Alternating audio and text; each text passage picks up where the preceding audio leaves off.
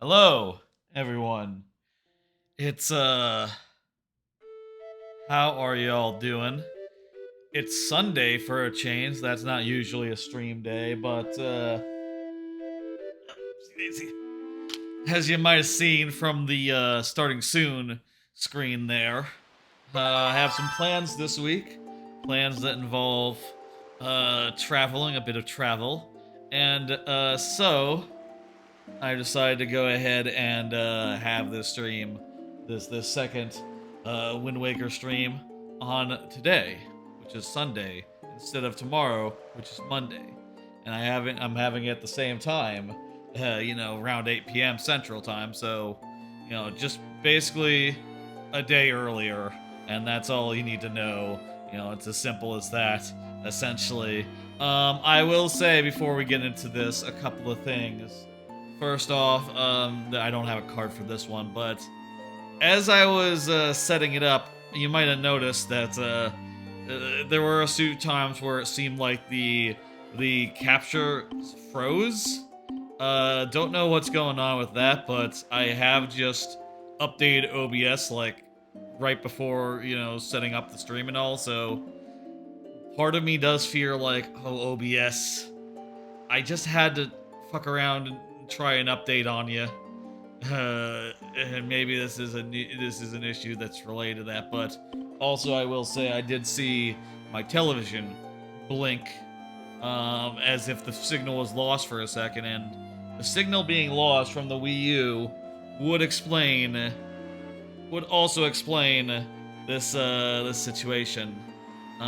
Would explain like the capture freezing and having to need to be reset.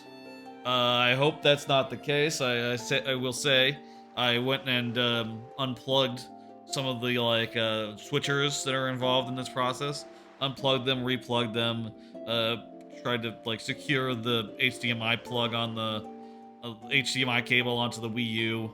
I did everything I could think to do as a precaution, and hopefully we don't see any issue. But that's what's going on there. If we end up having to like do something, like do some stuff for technical reasons in the next say hour or two, it seemed like it was doing it a couple of times during the whole pre-roll, during the whole starting soon screen. So it seems like it might happen again. Considering that the stream is gonna go for a lot longer than 10 minutes, but honestly, hopefully power cycling the switcher and checking the plugs into the Wii U, maybe that's enough. The cables, maybe that's enough to to stop whatever it was. I will try to make sure, if ever, to keep an eye on the preview monitor, make sure that we're not freezing at any point. And if we do, I will try my best to notice and make sure we're not like making significant progress while y'all can't see. That would be a hell of a thing. Second, let me just let me just do a little follow-up on the photo time during the last stream. So last stream, there was a big slideshow that sort of started things off last stream, because I had just gone on a little trip to Six Flags over Texas, sort of as a, honestly, it was like it was somewhere between a bit of exercise and also a little bit of preparation for a larger theme park trip that I'm doing this next week. That's why I'm gonna be out of town. I'm going to Silver Dollar City for a couple days, and the next, for like 2 days over the next week or so. One of these, couple of these days I'll be at that park. But basically the idea was to get out there and do like a day at a theme park, because I could get in like a good 7 miles of walking, which is what apparently it added up to in the end, and also do it in a way that is like not just walking a regular path for like a couple hours, just like walking nonstop, but more the thing you do at a theme park, which is more approximate to what I'll need to prepare for anyway. So I figured it'd make the most sense, and also if I went there, I could make sure that I was ready for it. Anyway, point is, I did a slideshow of the pictures I took while there, and thinking back on it, I think that that's not necessarily the best way to do it. I think that we put in too many pictures, too many photos. I do think that there were a good number of them that didn't really contribute much other than like being well framed or like pretty unto themselves. Um, I think for next time, when I, come back and I do Silver Dollar City, some sort of Silver Dollar City type version of that, I'll try to curate it a little bit so that it's not just like everything, Last time, I was sort of putting together that slideshow, those photos, like the night before at like 4 a.m., and the stream was like a noon stream, so I kind of felt a little rushed, but really I should have just like sorted through them and gone like, okay, this one, we don't need these ones. You don't really need to see the Titan ride vehicle in the station, etc., etc. Etc. I think we can improve this in the future by like focusing more on fewer, but like the best of the best and the most like ones worthy to be talked about. I will say though, for what it's worth, we have on previous occasions done talked about different trips this way, but use like it's not a matter of time, I don't think. First off, because we have, I think, spent longer on a trip discussing segment. Like when I went to Fiesta, Texas, I didn't like show like a wide variety of photos. I didn't have that set up to do like a slideshow of those, but instead I pulled up like POVs of each of the rides that were like important and sort of talked through my feelings on them while having the footage on screen, which I think comes out to being longer than just like showing a photo and moving on. I feel like that Fiesta Texas stream 6 months ago gave a much better idea about what the park had versus me just sort of going like, yeah, I went on this ride, I went on that ride. Part of it is that I've been to Six Flags Over Texas many a time, so it's not like me going like, oh, I went on this for the first time, I went on that for the first time. It's like, nah, I went on all the rides that I like again, and for the 6th time, and they were all pretty good for the 6th time. I still think this ride is great, I still think that ride is great. I don't necessarily want to make it a whole fucking thing, it's a whole fucking review. Anyway, that about covers that. Basically, when I talk about Silver Dollar City this Friday, at the top of the stream, I'll try to curate it to just the best of the best, and maybe we'll bring videos instead, like POV stuff instead. I suppose I could actually download those and like set them up to be able to hit them on a button rather than just like navigating YouTube to get them or something. I'll think about how I want to do that, how we want to set up that talk, that segment. But I want to make if there's photos again, which I imagine there will be, there'll be more best of the best. Maybe no more than like 25, let's say, tops. And it's a longer trip, the Silver Dollar City trip, so I think that sounds right. Maybe 20, I don't know. Anyway, other than that, I just wanted to say, next planned stream will be Friday and Saturday. Like I said, I'm going on a trip this week to Silver Dollar City, so not only is the Monday stream today, usually I would do this on Monday, but also the Thursday stream won't happen, and the Friday stream will be the next one. And then I'll be doing a Saturday stream as well in addition. So you can see there how it all looks on the schedule. The Monday stream is on today, and then no Thursday, but a Saturday stream, which will be some sort of DK64 randomizer stream. That's the plan. There's like a new version of DK64 randomizer that I want to check out, and that'll be the plan for like Saturday. I'll have to figure out like what options I want to use with that, but that'll be around 8 p.m. Central. Normal streamish time-ish. Anyway, that's all I wanted to say up top. Hopefully there's going to be no technical issues tonight. Tonight. kind of disoriented because usually I always do night streams, but I've done a couple morning streams. And during those, I need to say today because it's not night, but it is night, so whatever. Hopefully we don't run into any technical issues. Let's go ahead and get going. Where we left off in this game, let me tell you where we left off. We are on what's it? Dragon Roost. We just got the song to like move the wind around. And I'll say, by the way, I have given thought to yep, that's right. Gandorf is a guy. Why come? How come I can't get up? Oh, I already got the song. Okay, I already got the song. So let me do that. They say to the south? The south? Or did he say to the? Well, that's kind of awkward. It's not just push it in the direction. It's left and right to rotate it around one way or the other. That feels a little weird. I don't know. And I thought about, by the way, I did think about last time. I did say that I might move my camera to be like somewhere else, like say under the hearts, for instance. But I looked, and it turns out there's no way to get a mini-map in this game on the television screen, so this corner is basically used for jack shit. So I might as well be in this corner. That's just simpler. Let's see. We have 100. We're not going to the island that he wants us to go to. We're going back to Windfall to get the Swift Sail. I want the Swift Sail. I want to go get it. And that sounds like a good idea to me. Basically, to do the Swift Sail,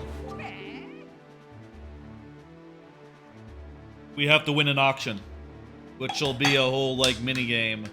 And also, we'll have to, like, enter and exit the auction until we randomly get it. You know, until we randomly, like, until it randomly shows up.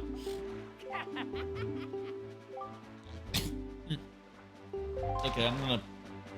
Hey, there you go, buddy. Oh, he's writing it. He's drawing a thing. Oh, wow, you can see it. This is gonna be the only way you can see the map, unfortunately.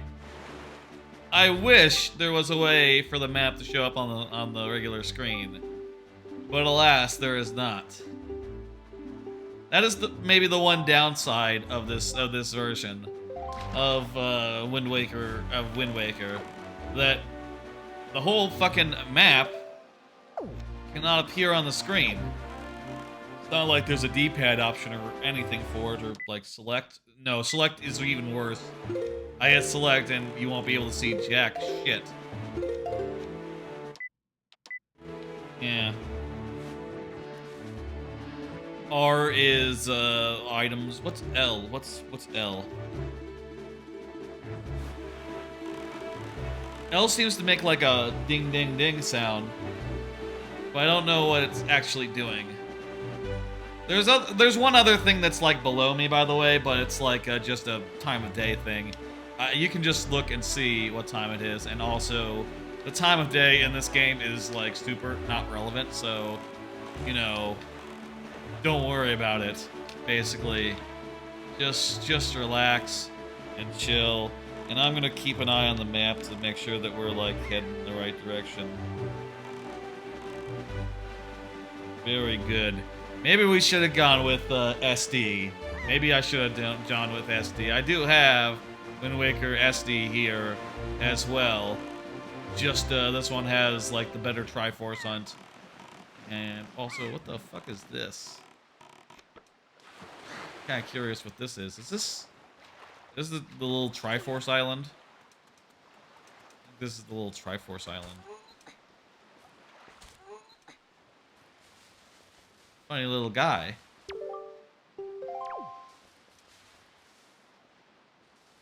Well, this is peculiar. It's like a giant choo-choo. That is a weird thing. I don't remember what this is, though. My guess would be it's one of the corners of a thing. That's it's gonna, once a laser goes across the sea, maybe that'll unlock a thing. Or maybe that's not it at all. I can't remember. I don't have... Do I have any bait? I don't have any bait, so I can't get a map yet. Oh, by the way, hey, thank you for the follow. Bam Bam Gaming followed yesterday, apparently. Or a couple hours ago. I appreciate it. Always like to thank new followers, even if they're following between streams. You know, seems like a good, you know, the best I can do, given, you know. With that follower, we are currently like 7 away from 500, so that like 500 follower stream, which I have mentioned, you know, a few times recently, might be coming up in the relatively soon, you know. Dang it. We have to get to there in time. Head over to the island. Yeah, Windfall. I forget how the auction works, if we need to be there at night or during the day or what. There's like also, you know, speaking of night and day, can we now learn the song from the song of like daytime or nighttime, whatever, you know, both of them? It's probably the Song of Sun, isn't it?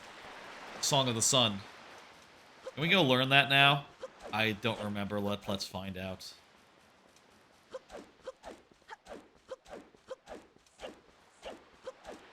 Hey, buddy. Yep, that's Tot. World's charismatic dancer extraordinaire. 1, 2, 1, 2. Guy performed a magic dance. I know the rhythm, yeah. It's just do, do, do, do. Oh, that doesn't... Huh? Okay, good. That's the rhythm. Yes, it's 1, 1, 1. 1, 1, 1. Yeah! Yeah! Right, left, down. I love this little nod after the whole thing. That's good. That's always been a fun flourish. Down. Yeah, you have to do it on the Wind Waker. Who is the one who taught him the Sun Song? Someone else had the ability to turn time back that's running around, who I don't know ever comes up again. Do we know who that was that taught... that knows how to make time pass rapidly? I'm not sure. I think... Now, where's the auction? Is it in here? It's in here.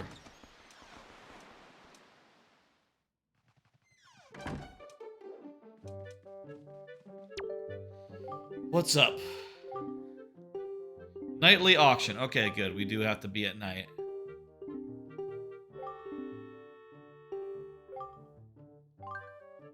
Absolutely. Absolutely. Are you completely not explaining the option? Yes, don't explain. I got it. We bid slightly higher than what they do in order to like stun everyone for a time, and we keep increasing it by a good, nice, healthy margin to keep everyone stunned. And we don't care about anything if it's not the swift sail. So you know. Oh, and we have to mash the auction to bid in. It's a whole thing, don't worry about it. Okay, I'm gonna do some cards. I'm gonna talk about some anime that's happened since the last stream. And we'll do that while we're doing this whole auction rigmarole. First off, watch the first episode. Oh, I can hit quit. Okay. You know what? I didn't know I could just hit quit. Okay, that helps. That helps. First episode of Rent a Girlfriend season 3. Quite enjoyed it. It's back for its third season, and still is a harem anime with like a focus on like the main guy sort of is a dirtbag, but has improved good deal between the seasons, and now things have really progressed with the main relationship, which is fun. And also, hey, in this new season, there's there's a new character who's in the first episode, and I quite enjoyed meeting her. And also, she was successful in like mixing things up, causing some conflict, and also forcing them to get a little closer for reasons, which, hey, those are all good things for a new character to do just by existing. In addition, she seems cool and fun as well, so that's great. Really happy so far with how that new season is. I'll say also again, the new season has been a little bit dry so far. There hasn't been that many killer new shows, but those shows that are killer, a lot of the shows that are returning are pretty good. And there have been a couple that have been good, including, including like Vending Machine Isekai. That one is a new one, and that is good. I wish to quit. I also watched the first episode of Reign of the Seven Spellblades. Now, want to say right up front, this one's a winner, folks. We found another winner. It's fun characters who are nice and likable. They sort of exist in like a Harry Potter-esque world where it's like, okay, well, they're going to school for 7 years, and also, weirdly, a weird thing to pull from Harry Potter. There's a little bit of like monster, like there's sort of like a, the spew plot line in Harry Potter. They do a little bit of that, but for trolls in like the first couple of minutes, which you see and you're like, oh, you're pulling that? Okay, shit. But point is, all the characters are fun. All the characters are fun. You like what's going on. It seems like some fun banter. They play off each other really well. All the characters, which is really nice, really good, and really enjoyable. Let me see if I can get like one more rupee here. Maybe I'm about full up. And also, it seems like there's something weird and slightly dark going on in the world, which I will say I heard some people talking about like, oh, either you like Spellblade because the characters are good, or because, there's some sort of twist later on, and that's what grabs you. And I'll say for my parts, I know I already like the characters and the group of characters that there is, and if there's like some sort of big drop coming, similar to like Dead Mount Deathplay, Talentless Nana, or like Oshi no Ko. They say it's not quite Oshi no Ko, but more in the manner of those other two. That sounds pretty rad. I think Reign of the Seven Spellblades, that'll be one to watch, one to keep an eye on, and one to see like where it goes. In a few episodes, there's going to be some sort of something, and it's going to shoot up as far as like it's not just going to be like a bunch of kids at like magic school having a good time. It's going to be something. It's still going to have those. I hope. I really like all these characters, so I hope the twist isn't that, oh, they're all, it's like Murder High School or something. I hope that's not quite the twist. I hope that the main friend group is like, staples. But, I'm very curious, and I'm really delighted by the first episode. I really enjoyed it, and all the characters therein. It's just a good time, and I also think it does a great job in like fleshing out the world in the time that it has in that first episode, sort of establishing like, oh, here's some magical beasts, some magical fauna, some magical plants, you know, and also some stuff about the world, which all seems like neat. Spellblades, it's a winner. Check it out. Let's see if we got the sale, and if not, I'll do another one.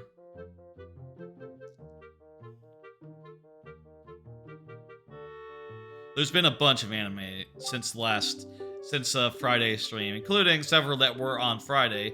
That my stream was on Friday to begin with, so I couldn't watch. It was like Friday pretty soon after I got up, so didn't have time to watch them before the stream, so watched them after. And now I've watched like 3 of the busier days of anime, and let me lay off my thoughts. Hey, here's another one. Watch the first episode of The Gene of AI. Show set in the future. There's like robots and humans. Humans have a lot of implants now, and robots are very human-like. There's some weird laws and stuff around copying robots' intelligences and memories and personalities. And the show follows a black market doctor who does illegal procedures on robots, basically. Which, hey, sounds like a cool concept. Sounds like a good way to explore some interesting questions about the manner of life. And oh, there we go. There we go. We got it. It sounds like an interesting way to explore some questions about AI and machines and people and the nature of intelligence, etc. I'll say the questions they've asked so far are pretty, what's the word, sophomoric? I mean, not sophomoric is not the word. Basic. Very basic. Very, on the nose. Very, service level. Very much oh, you think this is deep. It's not that deep. It's just hey, should you just, should you, restore a backup on a robot? But if you restore a backup, it's the current version died, isn't it? Isn't that dark and weird? And it's I guess. I don't know. Yeah, I feel like you could do... They could go some interesting places with it. They haven't yet, but they could go some interesting places with it. I'm gonna watch more, and maybe I'll cut it. If it's just just very basic, what's the word? It was just baby's first sci-fi, baby's first science fiction. Do we need more rupees to get this? I only have 200. So, how much do I need to raise to stun them all?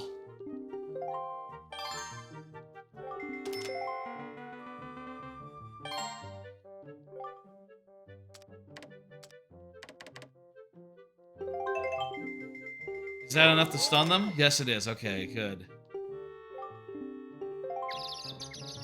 I added 15 or so.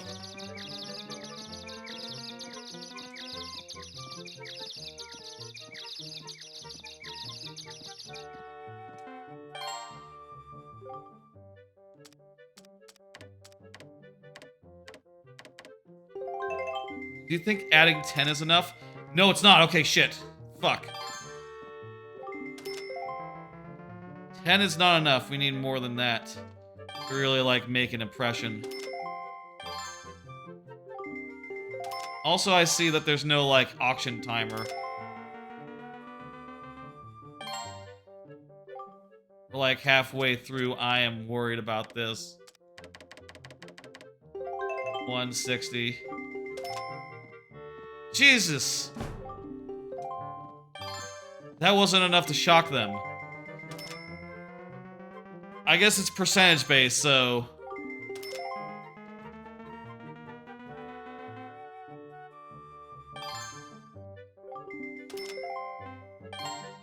"22 seconds. I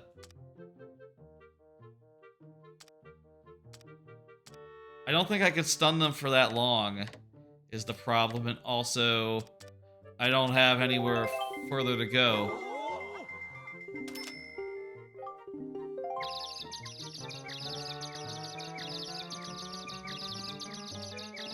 all concerned.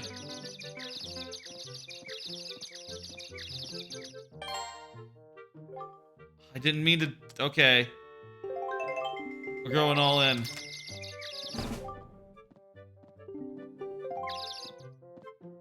Ah!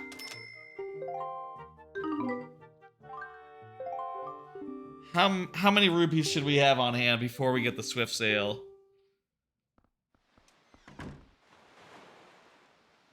How many rupees to get the swift sale?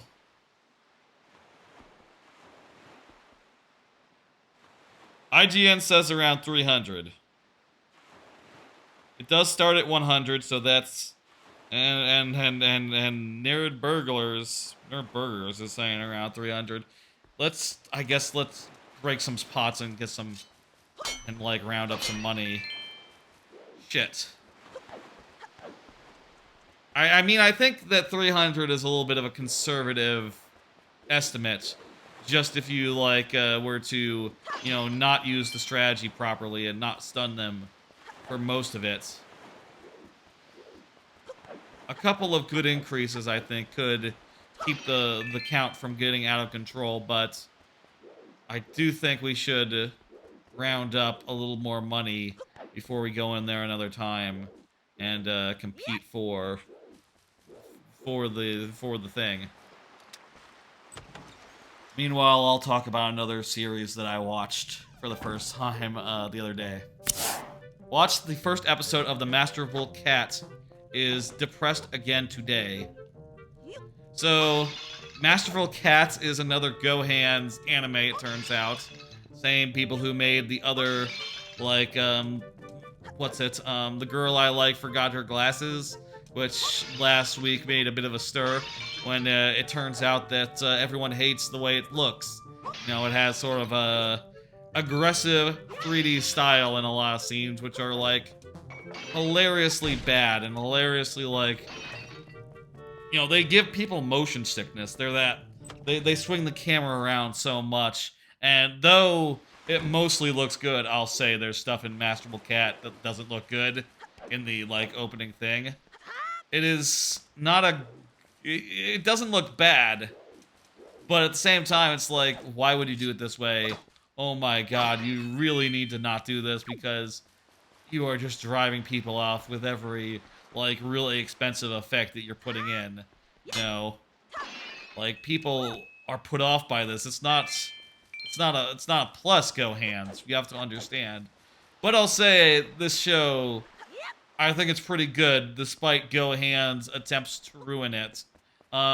Basically, the premise is that there's a girl, and you know, like an office worker. She is you know, an adult, and she has a pet cat. Except really, the cat is like you know, 8 feet tall, and basically the pet owner relationship, the pet owner relationship is kind of reversed in the two of them.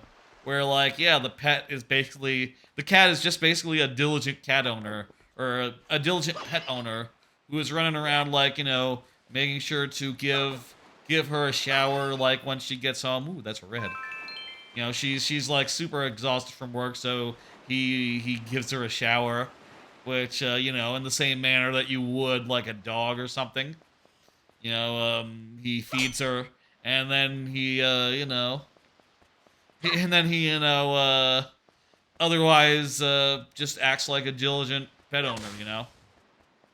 And I'll say there is, like, some... I'm sure you could, on some level, say, like, oh, this is like a husband-wife type thing, but no, I don't think so. It's not quite that. It's more like pet owner-pet, honestly. It's not, like, romantic or anything. It's just strictly like, oh, you know, I want to care for you, and, you know, I enjoy your company. The same way you would with a pet, you know, same kind of relationship. I think it's really funny to see this cat run around sort of acting the part of a responsible pet owner. And I think it's really funny to see, like, the main girl, like, so happily slip into the role of pet as soon as she gets home. And she is just so tired from work. Just to act like a little goofball and, you know, just like go to sleep wherever she can and eat, without much effort. It seems to her to be like a real sense. Getting home for her has a real sense of relief, and on account of she just gets to be the pet basically, and be pampered, and yeah, I'm feeling really good about that one, about the Masterful Cat. I think it's really fun, really nice, really light, and most of it, I'll say, like, it's made by GoHands, and there's like the opening scene is sort of like a horror movie almost, where it's just like, oh my god, there's some really uncanny animation here. What the fuck did you do, GoHands? What the fuck is this?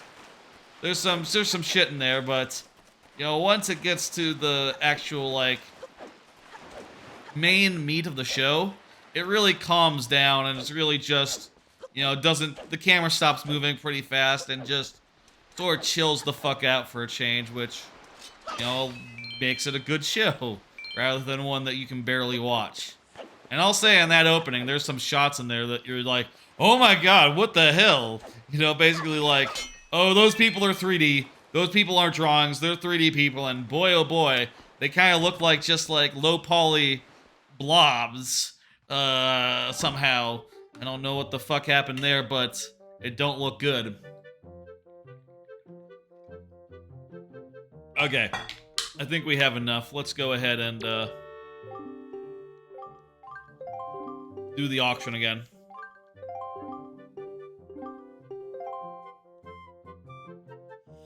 And we don't want to hit A.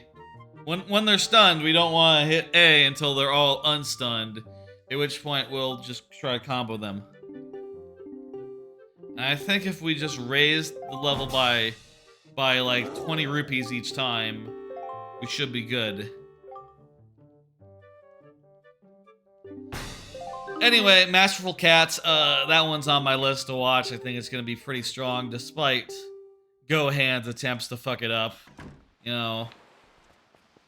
I feel like that's a better one than the other show that they've got. I think it's stronger than The Girl I Like Forgot Her Glasses. But I think that one's pretty good too, despite their efforts to fuck it up. I hope in the future that GoHands either chills the fuck up or chills the fuck out, or doesn't license animes. Apparently, these two animes that they've got this season are the first time they've like had source material to pull from, where they've licensed an actual manga to do rather than doing an original show. Which, boy howdy, it seems like the people who like that manga are reacting like, oh my god, no. No, why did you do this to my thing that I like? What the fuck? Which, I feel sorry for them. I feel sorry for anyone whose manga was, adapted badly. Or like, oh shit, this should have been really good, but instead it was not good because of who done it. Yes. I also watched the first episode of My Unique Skill Makes Me OP, even at level 1. This is an isekai, where the main character gets like pulled into another world through like a drop. And it's a weirdly like drop-focused isekai, where it's like, okay, the world is like a game world, in that there's a big emphasis on like, okay, you kill monsters and you get like loot drops, and basically everything in this world is a loot drop. Which, okay, that's a weird contrivance, but, I guess that's how video games work as well, kinda sometimes. Not actually, they're actually usually more...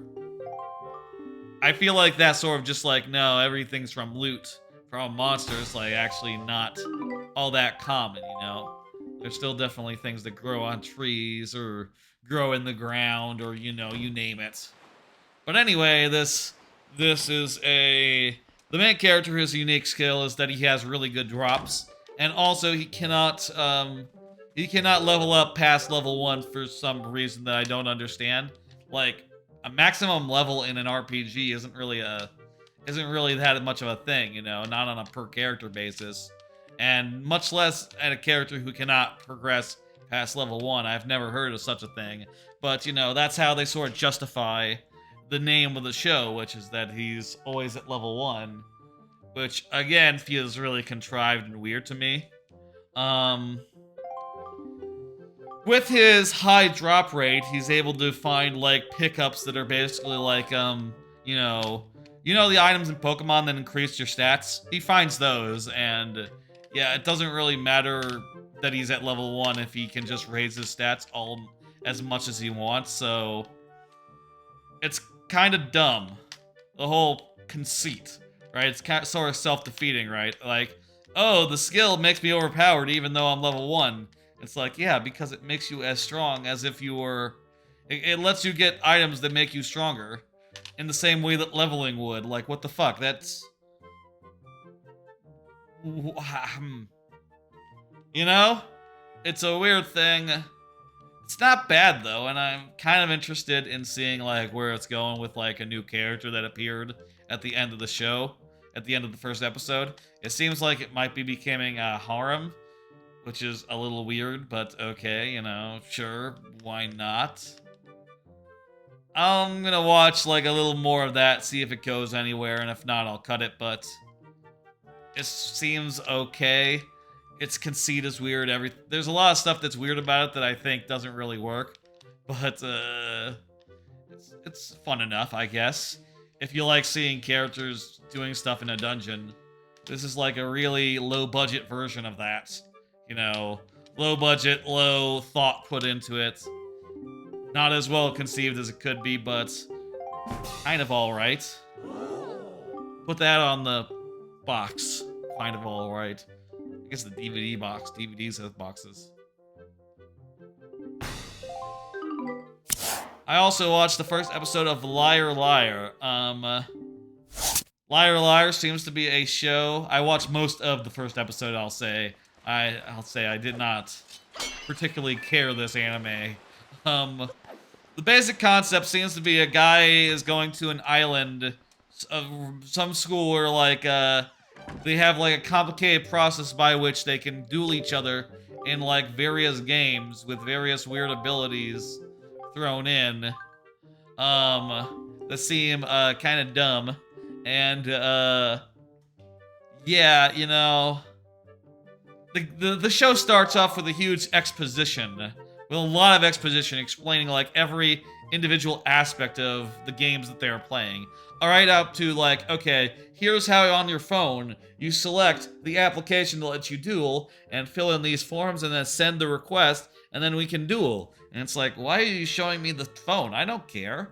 Is this a real game? Is this like an ad for something that exists in real life? And I was wondering at that point if it was going to be like a CCG that worked off their phones and was literally going to be something like Marvel Snap that really exists in real life that people play on their phones. But turns out the first game that they're playing is a turn-based reaction game, a turn-based staring contest where they just in turns have to make it so that they don't react to show any emotion, which is like it takes like 10 minutes to get up to the point where that's all set up and explained and you know what's going on. It very much reminds me of Everybody 1-2 Switch, which I saw on a live stream the other day. I saw like they were trying like the thing where 100 people get in through their phones, which I'll say, by the way, of 1-2 Switch, it doesn't really work if everyone's not in the same room because there are some things that require the nunchucks to be used, not the nunchucks, the Joy-Cons to be used. But I played a good amount of that game, and it very much reminds me, and Liar Liar very much reminds me of that, in that it's so much setup for a game that is the most mediocre game imaginable, and also has like some bullshit rules on top of that, which kind of are weird and like off-putting, you know. And then they set up like, oh, you gotta duel more people and be like a big shot, and there's a whole the stars have magic abilities or something. It's just like, What the fuck? Fuck this. Oh, also the background characters look like they're right out of like Color Splash and Origami King. In that they're like paper cutouts that have like white outlines around them, like the paper color, and I hate that. I think it's a horrible look. Reminds me of like a reboot series that I hate, and it's distracting as hell since the main characters don't look like that. And it's just like the most possible distracting choice they could have made for the background characters, and I hate that. There was so much things I hated about this show that I was feeling like, even if some of the writing and some of the characters seem not bad, this is all so like, there's so much just pushing me away, I just can't, and I dropped it thereafter.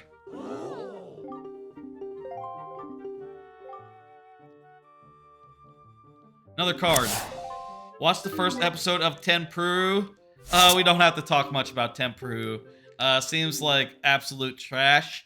Just from the opening alone, you can immediately tell, like, okay, there's so much fan service in this opening. This is gonna be a fan service heavy harem. And I'll say, like, just the basic idea seems to be kind of neat in that, like, the main character, his dad, was like a big, like, big, like, lover of harems, and the main character sort of has like a aversion to romance because he fears getting into a harem, and by due to like happenstance, he ends up getting into a harem, in the manner of like running from his fate. What's the Oogway quote from Kung Fu Panda? One often meets his fate on the road he takes to avoid it. That's what happens in Tenpuru. Anyway, the guy is insufferable. He's a complete shit. I am tired. Within like one episode, I got to the, I have had enough of this dude point, like in that Always Sunny meme. I had had enough of that dude, and the harem that was introduced at that point seemed like a pretty mediocre quality of harem. So it was a very easy thing to just go like, you know what, okay, I'm out, this sucks, I don't like this. I'm okay with trash. I'm okay with trash now and again, but, just being like trashy and horny and stuff isn't necessarily disqualifying for me, but this was like that, and also was really annoying and insufferable and bad in a way that I just, didn't want to deal with.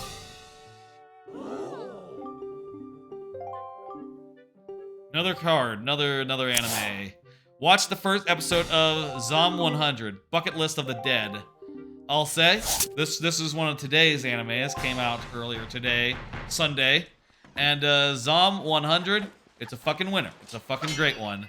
Starts off with like a whole like pre-zombie sequence, which basically is the most dire and dismal and like wonderfully bleak like representation of like what it is like to work in a hostile exploitative company, and there's just a beautiful moment in there, by the way, where like, when on his first day, when he was bright and bushy-tailed and realized that like, oh, something's wrong with this company, there's just an amazing moment where his naivete is like lost, and even knowing from the start, right? It starts off saying like, oh, I am absolutely crushed by my company, oh my god. Knowing that in advance, that it's coming. The drop, the moment, the reveal. And they do it so wonderfully that it's just, it's just so good. And then, later on, this like really bleak intro to the zombie show serves as a nice contrast to when the zombies start appearing and the world is ending, and suddenly the main character, he could not be happier. He's just like, oh my god, I don't have to go to work now. Work is done. I'm done with work. No more work. And he's just like running around, killing zombies, having a wonderful time. He's so happy. The world is vibrant now, full of like weird colors, from pus to bile to blood. You know, these are very colorful zombies. I don't know where they get all their like all fluids are coloring them. You know, they're like covered in like it almost looked like paint swatches. But you know, it makes it a very colorful show and one that is very vibrant. You know that really helps sell how joyful this zombie apocalypse is going to be for the main dude, who I'll say also fun detail about him is that during the like dismal part, they mentioned that he the bleak workplace part, they mentioned that like, oh, he used to play rugby up in through college, which I think is very funny. A very funny detail that's, you know, perfect for when the world ends and you gotta be able to run fast and you know, hit and like brawl with zombies to survive. That's just very fun, very exciting for him, and I think that one's gonna be a hell of a one to watch. And I'll say, like, at the end, you know, this is something I didn't know was coming quite. They sort of revealed the title of the show and sort of show how that's gonna play out. And I'll say I didn't look at the title much closer than Zom 100. I'll repeat the whole title again. It's Zom 100. Zom 100 bucket list of the dead. So, you know, you can sort of extrapolate from that. He has a list of things he wants to do before he dies, you know, in the zombie apocalypse. So it should be fun. It should be him running around doing stuff in the apocalypse, and I'm really excited to see where that goes. It also means that he won't just be like, you know, buckling up or hunkering down. You know, he's got places to be. He's got things to do. You know, he can't go hide. That's not what he wants to do. Fantastic show, Zom 100. I think it's one of the best things on easily, like right up there with Vending Machine Isekai and Spell Blades. I think those three would be the top right now, I would say. And I'm happy that there are some new shows that are like, you know, worthy of that praise. And you know, we won't have a completely empty S tier this season. I'm pretty sure now, with some of the ones from the season, from you know, the last couple of days. All right, here we go. We actually got it now. Jeez, during this whole auction bit, because of how like inconvenient it all is, we managed to talk through like most of the anime I've seen since last time. To 125. Maybe I should have done 120, but whatever.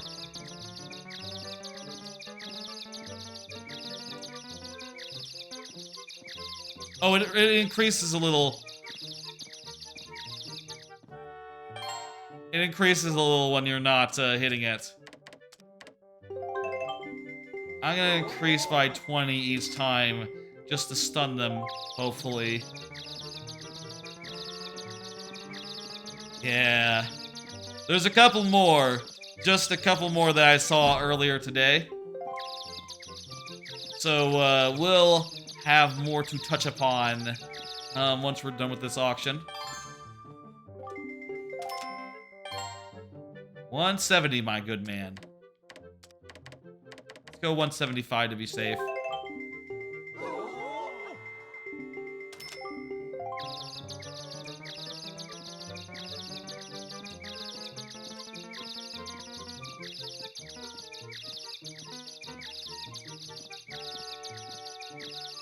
Here we go. Alright, let's stun him one more time. And this ought to do it. And we'll go 210, which is exactly how much I had last time.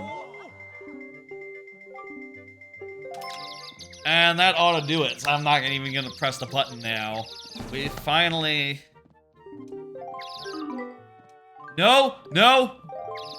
We finally got the Swift Sale after like an hour of like getting rupees and trying to get it to come up and failing the auction and talking about anime. You know, in the meantime. The Swift Sale is done. And now we can go to Forest Haven and do all that business now. That's right. It's time now to go to Forest Haven.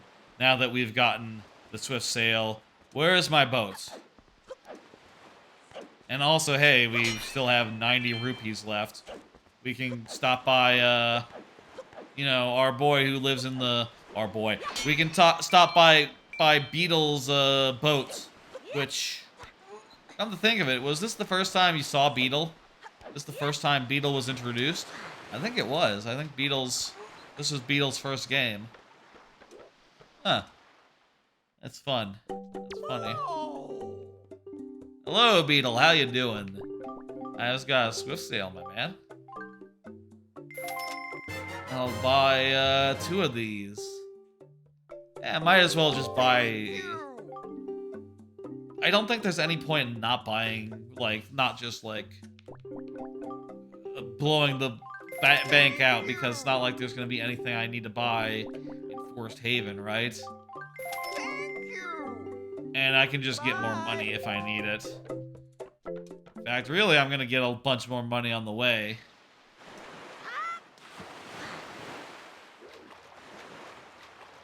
Oh, very good. I'm gonna look at the let me see now. Items. I want to get out the bait and put it on, I'll put it on X. And I'll keep an eye on the map. I'm gonna map out that island that we saw last. That's between, like, here and Windfall and, Dragon Roost. Let's map that out. And, you know, do that. I'd like to do some mapping on the way, just because, you know. I know that y'all won't be able to see it, but it's helpful for me to have, like, more islands marked down.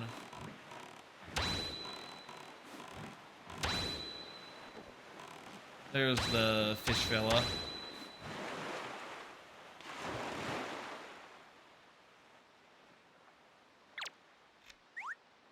There you go, fella. Is this one of the Triforce Islands, or is this something else? I don't know what this island is, and I was curious. Let's find out. That is the... What was it? Paw Print Isle.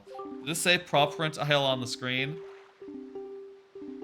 I swear, it was very... It came and went very fast. I'm gonna join you, Fishman.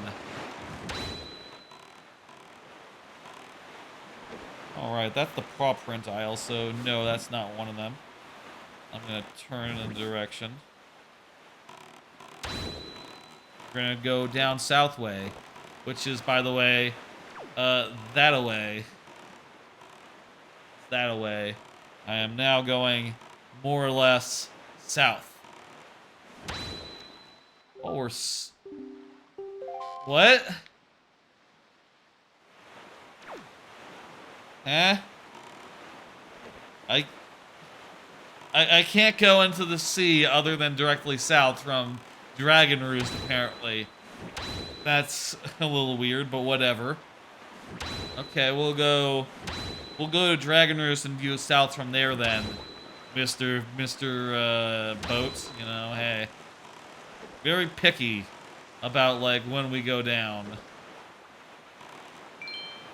And at what square we go down, apparently this boat is.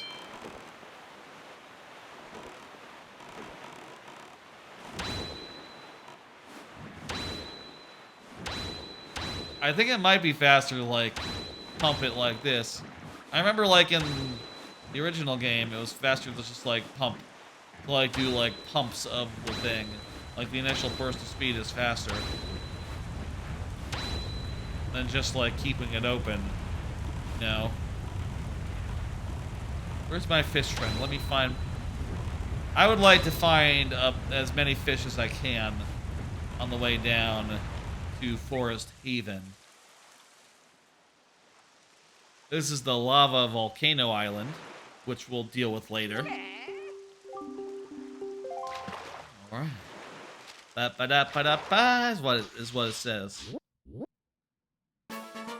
Oh, Fire Mountain. It does say you can see what it's called as we fill it in. But once this is down, you'll never see it again, you know? Because I can't put it on screen. I can only have it here. Alright, need to turn around. Go up this direction. How about a card? Watch the first episode of Classroom of Heroes. Classroom for Heroes. Classroom for Heroes? Guess that's what it was called. I must have written it down correctly, or, you know. But basically, the concept is there's like a boy, he is going to like, he's transferred into like, you know, adventurers high school basically, or adventurers school, where they learn to be adventurers and learn combat and stuff, and it just seems like a kind of mellow, kind of lighthearted, little show. I like the characters so far; they seem kind of nice. Doesn't seem like the, you know, the most elaborate show, the best show, but it's fun enough, and I'm happy with the characters. You know, I like them. I think they have good designs and nice, you know, they like have fun little I say fun little personalities. They seem fun. They seem like fun characters, likable characters. I think Classroom for Heroes is pretty good. It has a little bit of action, which looks good, as well as there is some fan service in that. And it is a little much, but not like distractingly so. You know, it doesn't go too far, I don't think. Which is, you know, probably for the best. It doesn't have like a leery vibe to it, if you're wondering. It just seems like, it kind of just seems like, you know, mellow. Like a very mellow show. Very unassuming. Not that much to it, but a bit of fun, and I'm sure as more characters are introduced and, like, you know, you get to know them, that'll be pretty nice. And again, I'll say I really like the characters' designs, and, you know, from as many who have shown up on screen yet, they seem nice and likable and cool, and I'm happy with that. I don't have, like, the highest hopes for this show, but could be alright. Could be not bad. Isn't this a thing? Can't you get, like, a bottle in here? I remember seeing it, that, like, going here was a thing. In some speedrun, I think they went to one of these submarines. Maybe not this one, because it doesn't have any, like, what's it? The big boys. Macablins? Moblins?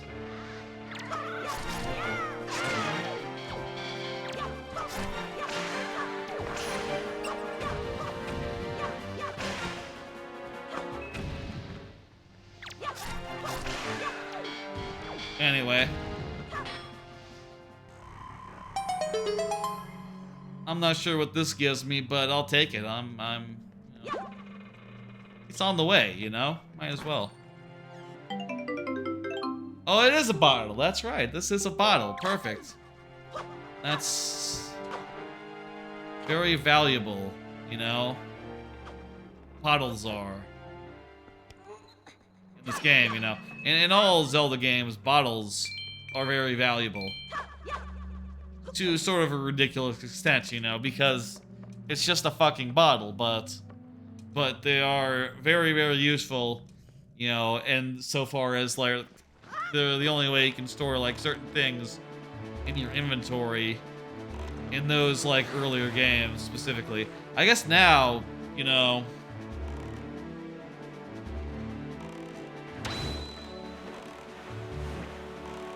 I don't see where the island is in this square, by the way. Wait, is that it? Yeah, let me grab the person here. The fish.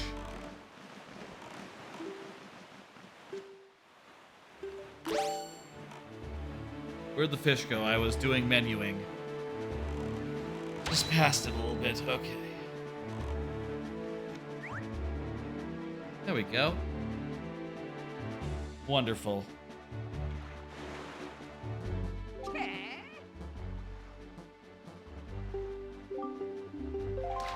Alright, getting another map here. Very good. We'll get one more map.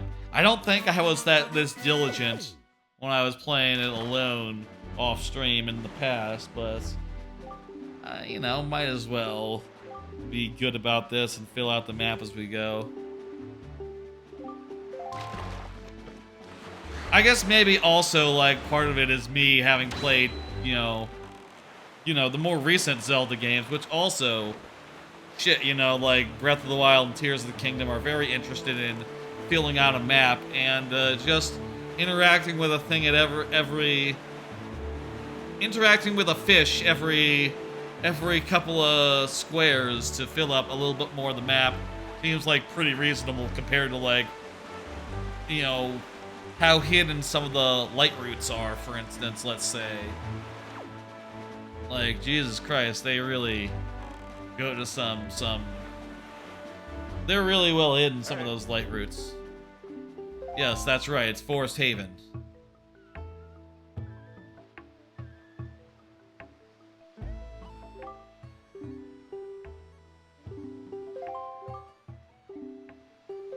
Alright. I fear that as well, that his hand might have reached this sanctuary. But first, let's talk to a fish about a map.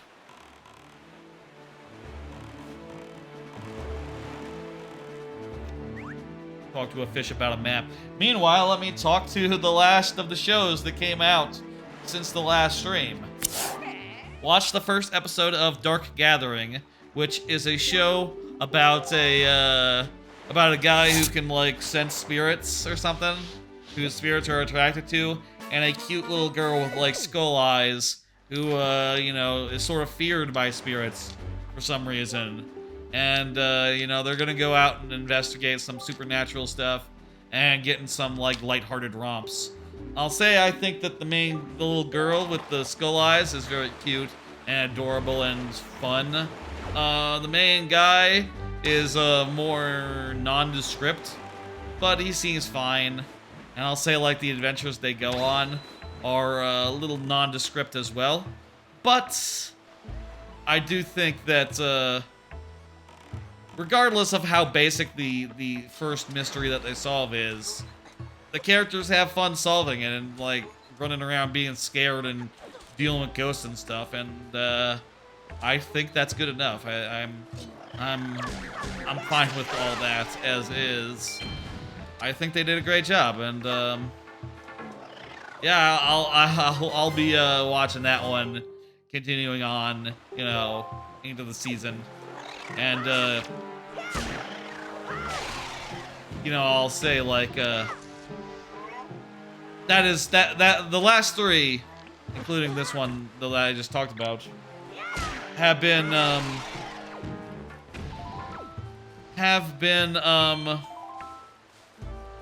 Sunday shows, right? They're Sunday shows. So, you know, there's just 3 of them, and I've watched all 3 of them, and I'm pretty much happy to stick with all 3 of them. They're all plenty good. I do think that the first one, Zom 100, is the best of the 3 Sunday ones by far, but they're all solid enough that I'm just happy to stick with them, honestly, without much in the way of thought, you know, or, like, consideration. Like, no, they're all good. I don't see myself cutting any of the 3. You know, one's a fun, joyous zombie series. One's a what was the second one? Perfectly good fantasy coming of age type thing that seems lighthearted, fun, and the characters are nice. And the third one is just a little bit of a supernatural romp with some characters that seem fun and cool.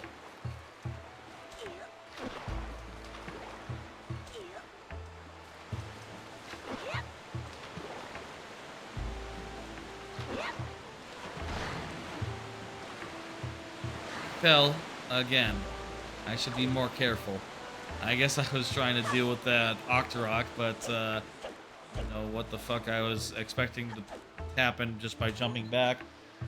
Do another card here. This is one of the last ones that's related to anime.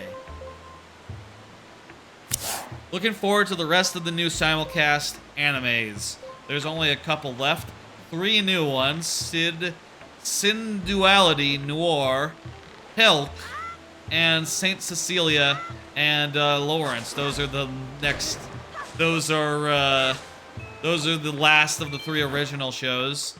And there's also a couple of things that are on the season where there's sequels to things I've seen, like Spy Classroom Season 2, The Devil is a Part-Timer, Season 2, Core 2, sort of Part 2 on Part 2, Season 2, Part 2.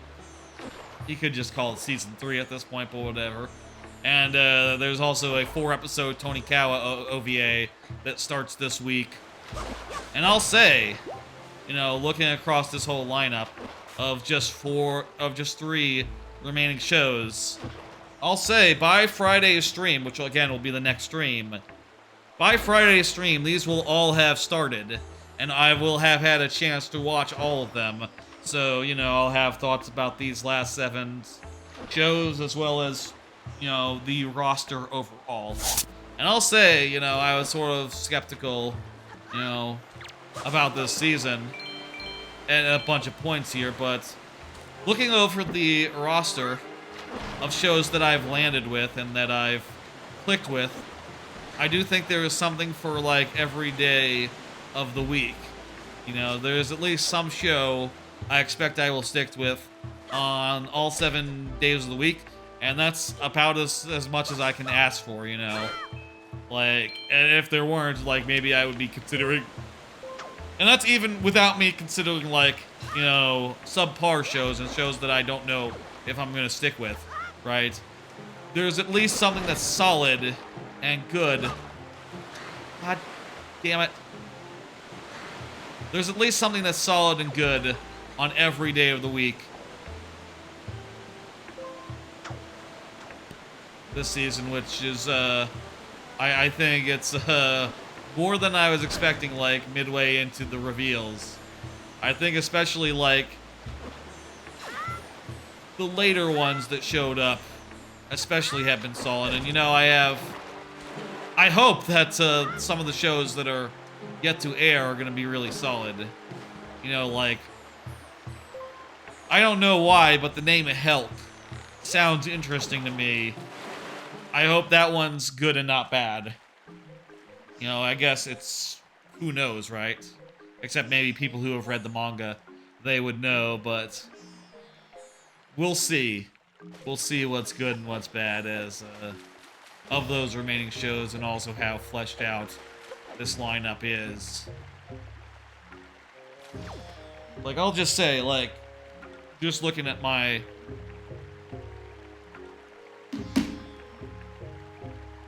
just, like, looking down a list of my, like, looking at Annie chart, let's say. I can see, like, okay. Just to run down. There's, like, 2 shows I'm 100% sure about that I'm... maybe 3 shows for Saturday, and then maybe cut 2 of them. There's 3 shows for Sunday. Monday, Monday, I will at least have Sweet Reincarnation, and I think Dreaming Boy and Malevolent Spirit, so that's at least 3, maybe more. Tuesday has Tonikawa specials, and also Girl I Like Forgot Her Glasses and maybe Helk. So that's pretty good. Reborn as a Vending Machine is on Wednesday. Spy Classroom Devil, Jujutsu Kaisen are all Thursday shows, so that's Thursday is pretty stacked. And Spellblades and Rent a Girlfriend and Masterful Cat are on Friday, so, that day is pretty much good. Even if I cut the Gene of AI, pretty much every day is solid. It has, like, a solid, respectable lineup, despite the fact that maybe it's not, like, the hottest season of anime ever. Every day has something that's, in the range of, like, a really good, I mean, I'll say the weakest one is probably Tuesday, which has only Tony Kawa for 4 weeks because it's a, you know, it's an OVA that's only lasting 4 weeks. But Girl Glasses could be, it has been like fine so far, and maybe Hulk is a good one. So we'll see on that. Hey, we finally made it to Forest Haven. How about that?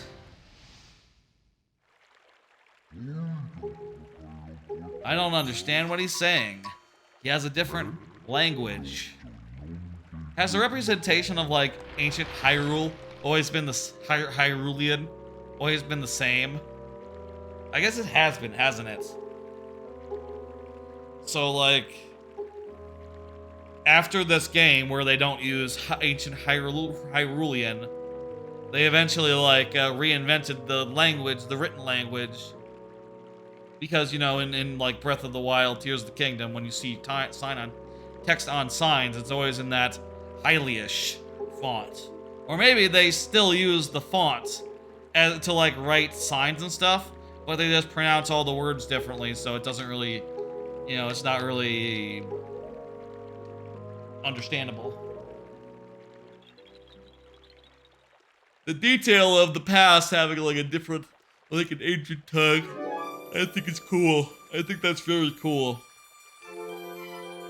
Tears of the Kingdom could use stand to learn a thing or two from this game.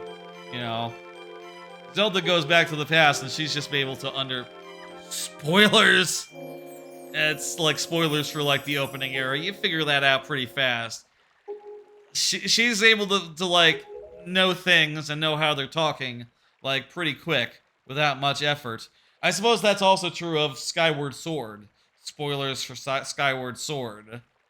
You know what? I was talking about Skyward Sword the whole time. You don't have to worry about it, people. It's fine. Also, it's been like 2 months since that game came out. You know? Makar, something's happened to Makar. You and Makar are always late. Makar fell into the Forbidden Woods. I think it's cool in this game that the woods are a whole temple. You know? That there's a whole temple that's just woods. I cannot fly. Okay. We're gonna get a parachute here. The Deku Leaf, the paraglider leaf version.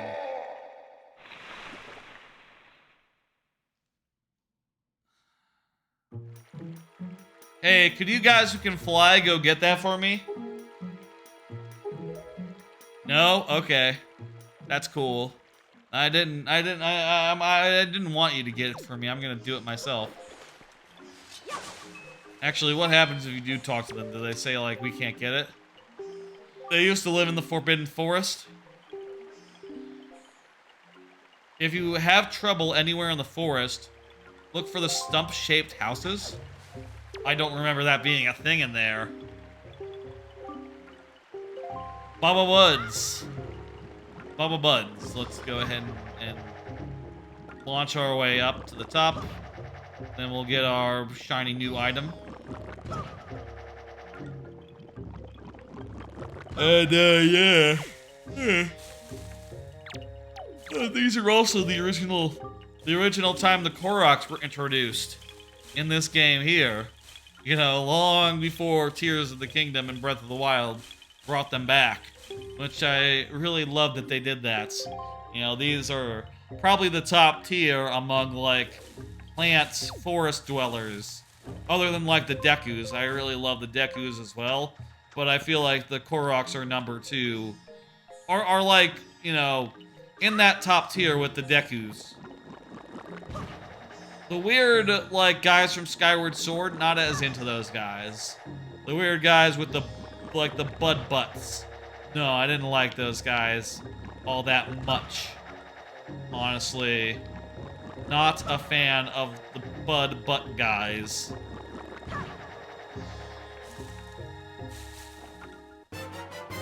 Hey, we got the Degu Leaf.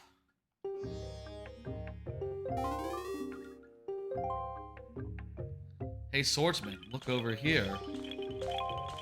Wait, but isn't there a thing over there like I can go get? Why don't I go over to there? Get the... Whoops. Wow. Let's see what's over here first, and then I'm gonna go over to that guy and see what's up. One more thing that's like related to anime news. Anime stuff. Yeah, Zelda, says Jayhawk. That's right. This is Zelda. We all love Zelda. How are you, Jayhawk? One more thing, Tears of the anime related. Did you see that there was an announcement? Laid Back Camp Season 3 confirmed for 2024. Laid Back Camp, one of the coziest, most mellow, most beautiful anime out there. Season 3 confirmed for next year. Just a lovely thing to hear. I'm so glad about that. I loved Season 2, and I loved the movie as well that they did. Perhaps even more than Season 2. Honestly. It's gonna be lovely to see that new season whenever it hits. And, I will say, interesting thing, it looks like it's shifted from one production house to another. But, you know, I don't see that as a reason to worry. I am sure, you know, whoever's hands that show is in, I'm sure it'll turn out great.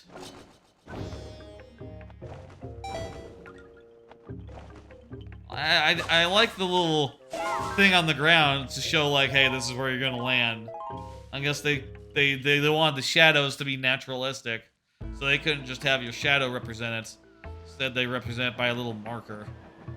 Kind of funny. They've not done that, you know, in like Tears of the Kingdom, Breath of the Wild. That's no, they would never. That'd be silly to do it like that.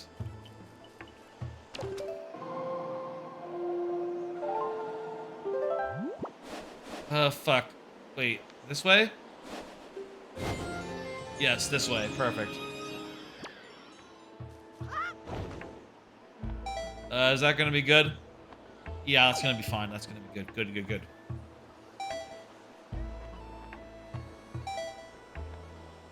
Ooh. Ah!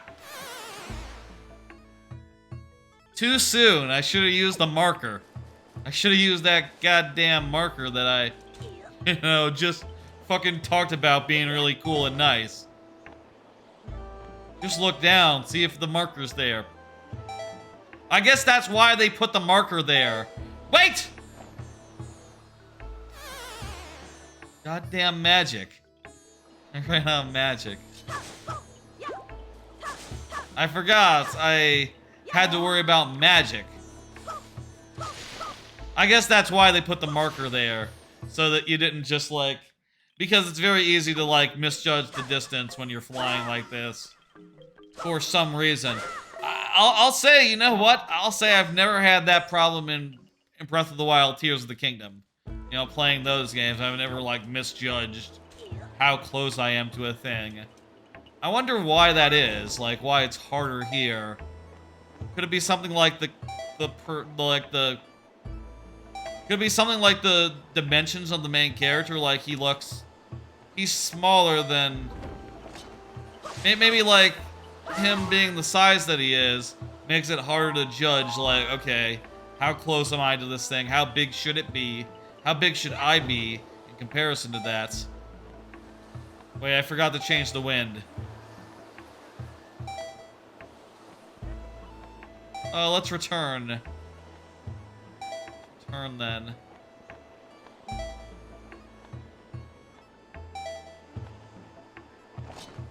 Okay, I just need to drown. Start me off at the mid thing. Perfect.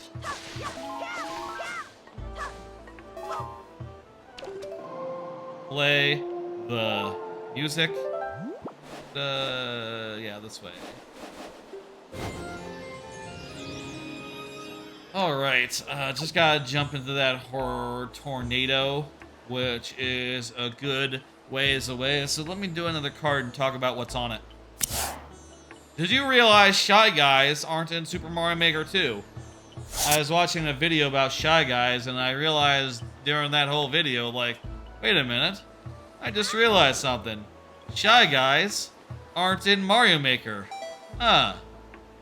You know, you gotta think of Mario Maker of having pretty much everyone, but that's a pretty major gap to just be in that game, you know?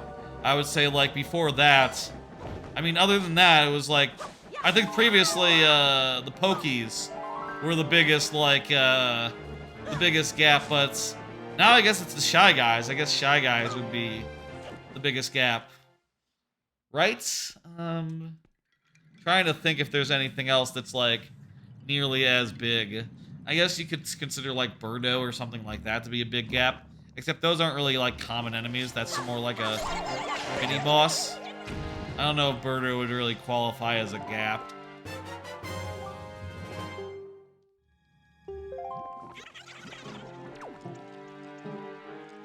Honestly, I'm pretty sure that Shy Guys are just, like, the biggest gap now, all things considered. Just based on the games that exist so far. Maybe like a Swoopy. Maybe like Swoopies. Shy Guys are bigger than Swoopies. Shy Guys are bigger than Swoopies. That much I'm sure of. Swoopy is kind of a weird enemy from like Super Mario 64, which has appeared a couple of times. Well, actually, that's not true. They're in World. Right, they're in World as well. Yeah, shit. They just look a little different, so it's harder to think of them as the same one as the one in Paper Mario in 64. Are they in 64? Actually, I don't know if they're in 64 even. Come to think of it. I'm pretty sure Shy Guys are the biggest gap and the easiest. And probably the next one to be added. And I think especially in like the Super Mario World format, it'd be cool to have Shy Guys just as like a basic drone enemy that doesn't like you know, turn into a projectile when you jump upon them. Unlike the Goombas in that game, in the World style. Anyway, hey, here we are in the Forest Temple. Just been killing a couple of slimes, you know, while talking about Shy Guys. Let's go ahead and do the Forbidden Forest, which is what this is called, not the Forest Temple. I guess it's kind of cool in this game, like, just the first two dungeons, right? They're not really, like, dungeons, per se. I mean, they are, but at the same time, they're just sort of like naturalistic places that happen to be full of hordes of guys, you know? This isn't the Forest Temple. It's just literally the Forbidden Forest. You know, templeized. Which I think is a neat thing that it does for these first two. And I guess only these first two. Because, yeah, after this, there's going to be one that's an actual tower, and then there's going to be two that are actual temples. But, you know, hey, sort of similar to Ocarina, the first couple of temples are not literal temples. Which I think is always a nice thing to do. I guess especially the idea that the forest, the Forbidden Forest, which, you know, was in Ocarina, would be like its own separate temple. That's just cool. That's just cool. Ooh, so there's stuff down there we need to do, so we do need to go down there. Drop down. Hey, buddy.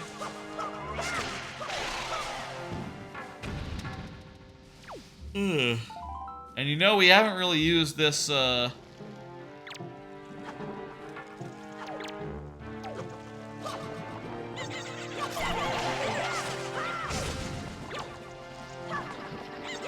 haven't really used this, this leaf as like a blower yet, but you can use it as a blower. That is a thing that you can do in this game.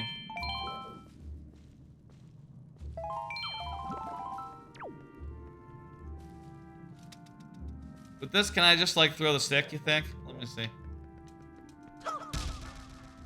No. No such luck. Maybe I can just, like, do a spin attack.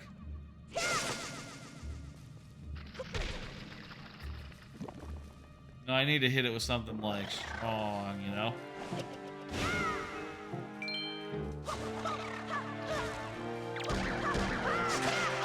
Huh.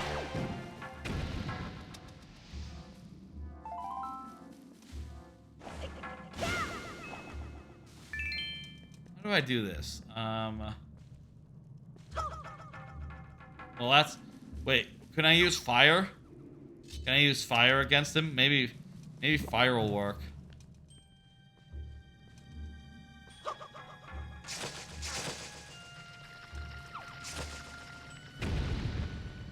Oh, fire does work, but you just have to apply it directly, you know? Whew. Also, that was for jack shit. That was just for a thing. Well, whatever. Good. I guess this like gliding thing also follows you know, in the footsteps of like Deku Leaf stuff in like Majora's Mask. Has sort of a similar thing of like, yeah, you get into these pods and then you launch out and then you hover for a bit. Kind of a neat like gameplay conception. Thing to say. It's kind of a neat conceit as far as like, you know, the combination of like a big jump and then some sort of hovering. It's funny they decided to include a water temple after everyone hated them in the 64 games. Not like there's a shortage of water in this game anyway. You mean the Tower of the Gods, yeah? Would you say the Tower of the Gods is the water temple here? I do agree, Dean Bowling. I will say this game, I feel like it was originally intended to have a couple more dungeons. You know? Like, especially when there's the third pearl and you don't end up having to do a dungeon for it. That's like the weirdest possible thing. You know what I mean? It's just like, oh, hey, just go talk to a guy. He'll just give it to you. No, it's cool. You don't need to do nothing for him. He's fixed good. There's no dungeon he needs you to go do for him. Which I guess, you know, hey, we were talking about, because that was the water pearl and that was the fish guy. Oh, you're thinking of that's the reason you're thinking about it. Oh, decide to exclude. Oh, I'm sorry, I misread. I misread your message. Exclude. Yeah, maybe that was the logic, but I bet it was more like they just ran out of time. That would be my bet as far as like, you know, yeah, they probably wanted to have a water temple for that, and you know, maybe. I've always wondered, right? Like, and I always thought, like, with these ports of this game, it would be a lovely time to just add a dungeon, you know, have an exclusive dungeon where, like, the third pearl is or something. But also, I bet that whatever ideas they might have had for this game, they probably used them in, like, you know, Twilight Princess. You know, the water dungeon from there with all the, like, water flow stuff. It's quite possible that would have been in this game had they done a thing, you know? Had they figured it out. So much that Nintendo dev history is shrouded in secrecy. Yeah, that's true. I would love to see. And I'll say, you know, on that topic, they have, like, revealed actually a fair deal in recent years, you know? There's like photos of, like, sketches of Pikmin, for instance. Like, types of Pikmin that they had for the last game that they never ended up implementing. That, you know, if you look at them, you can sort of see some similarities to, like, oh, there was a Bulborb Pikmin that you could ride, and that you could carry Pikmin. That's very similar to what they ended up with Oachi.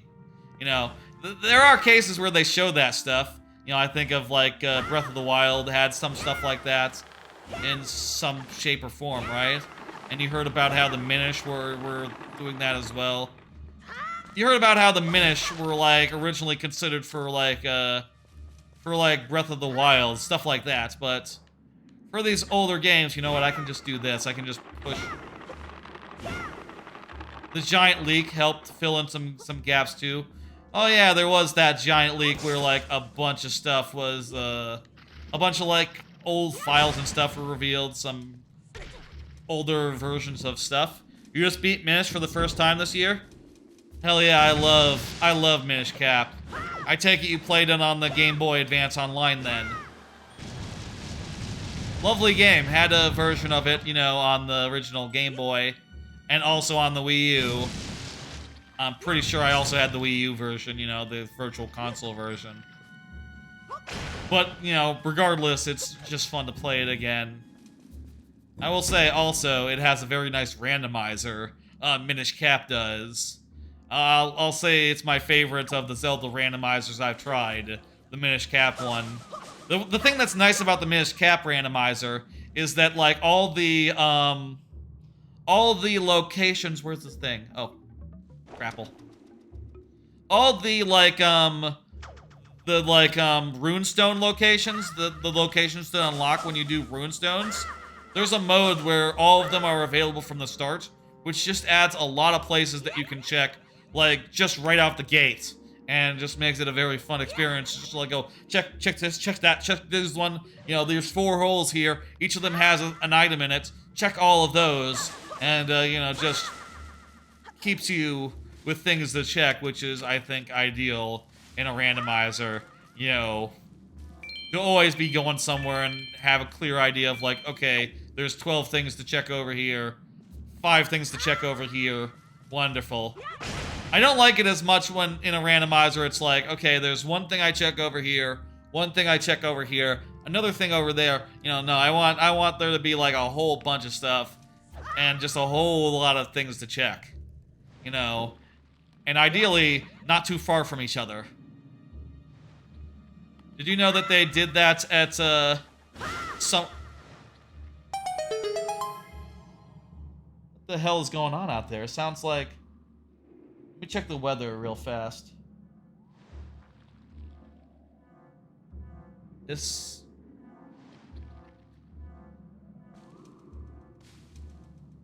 Okay, that's not hail, it's too rhythmic. It sounds like gunfire. Or like maybe... something... fireworks? I guess it could be fireworks. Hey, you know, the 4th of July was this week, and it was pretty rainy. It was a pretty rainy 4th of July, so maybe they just couldn't do it earlier, and they're doing it now. That would be my bet. Leftover fireworks. We're not far enough out into the boonies where people would be happy just firing their guns, like, you know, freely. My parents, they live out in the boonies, and, you know, out for, you know... more or less in the boonies, like as much in the boonies as you can get in the middle of a major metropolitan area, you know, within the middle of a you know, the Metroplex, as we call it here in DFW. But they're like boonies enough where they hear people gunfiring and firing their guns and just being like, you know, not afraid of any consequences there. But yeah, probably fireworks.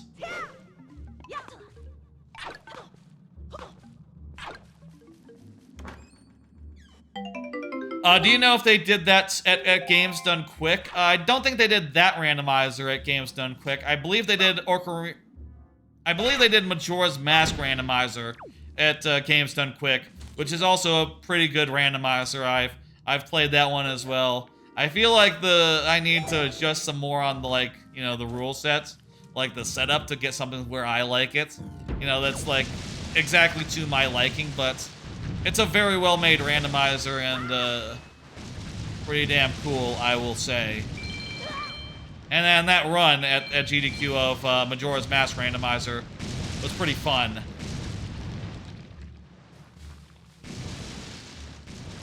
I think that it's picking up little pops there. I can see on the thing. Yeah, that's probably fireworks, isn't it?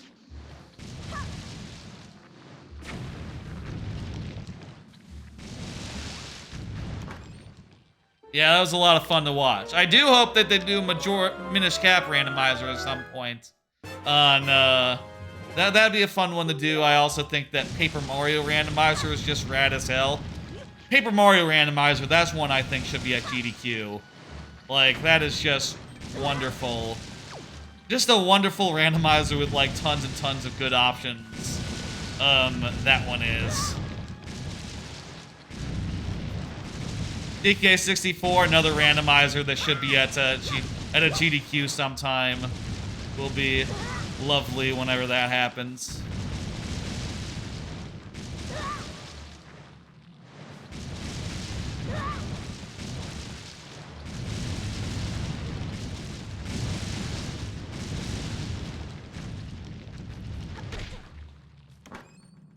Okay. We got a small key, and we got this Bobo Bassa Bud guy, and we can use that to go up high and do a thing. Is there anything in these, or is this just for fun? I am not sure.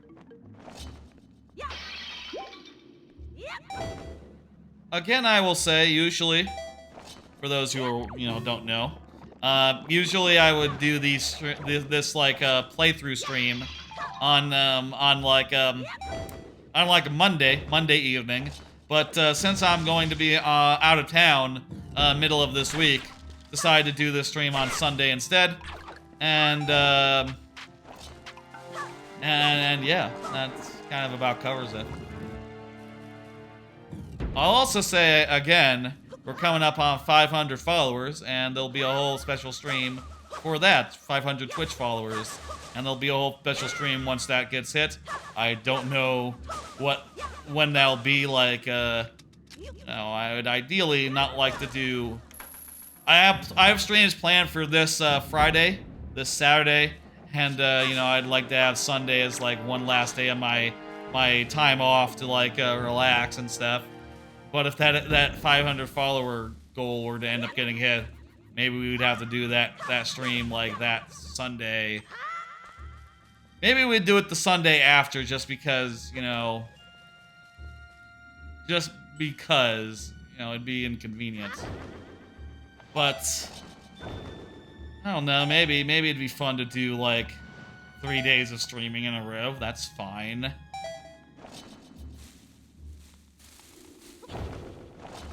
Anyway, we'll see about that stuff. Where the fuck are we going?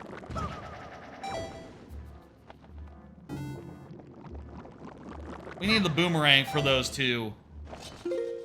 Oh, yeah, let me check the map. We just got a key. What did the key open? Oh, you know what? The key must have opened that door I went through. I thought that it was backtracking. So I turned back. But I was just confused a little bit. Let me go back to there.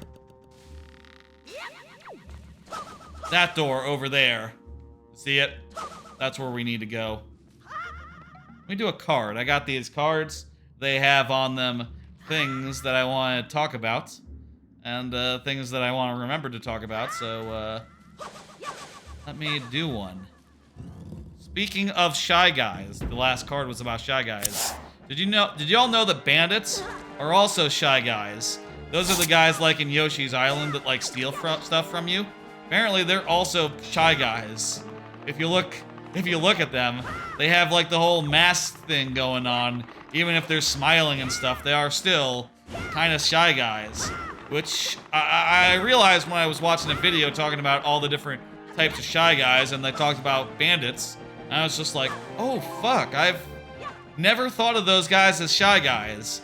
I always thought they were sort of just a unique something else, Just a unique other sort of threat,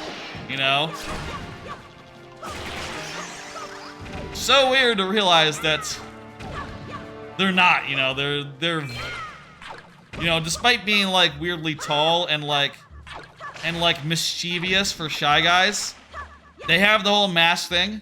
They have the whole like hood thing. They have everything that makes a Shy Guy a Shy Guy. They're just weirdly tall and like, weirdly emotive. It almost looks like their masks are their masks are faces rather than just being like, masks. Their mask looks face-like, I mean.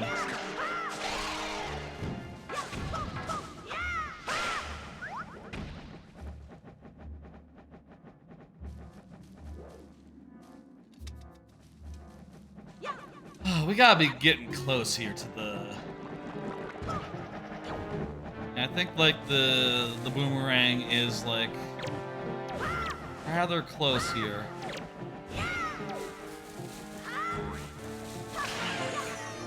Like, maybe in the next room? I could look at the map. Oh, I think the map isn't, like, filled out or anything. Oh, we go into there. Another level up. As much as I love Tears of the Kingdom, I will say, I do miss temples like this. That are elaborate, that are like, you know, you do this, you do that, you do that, you solve this puzzle, then you go into this room and you solve this puzzle. It's a little bit open, a little bit exploration-based, but also it's pretty easy to just, like, stumble into the next thing you need to do, you know? Like, there was an artistry to making these dungeons, and also they were the best things in these games. You know, other than, like, atmosphere, I suppose. You may make an argument for atmosphere being, like, better. Like, in this game, atmosphere is kind of the main event. But also, the dungeons are.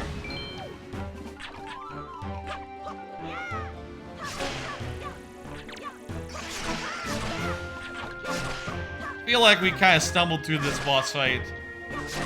I really should have done that counter move. I bet it would have looked cool.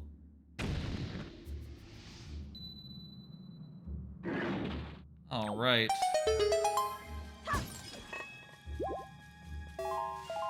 Magic money, feather. I guess because it's a flying guy, it has feathers. That's the logic there. Hey, here's another card. Oh, well, hang on. Let's... Boomerang, though. Boomerang's pretty important. Oh. Here's another card.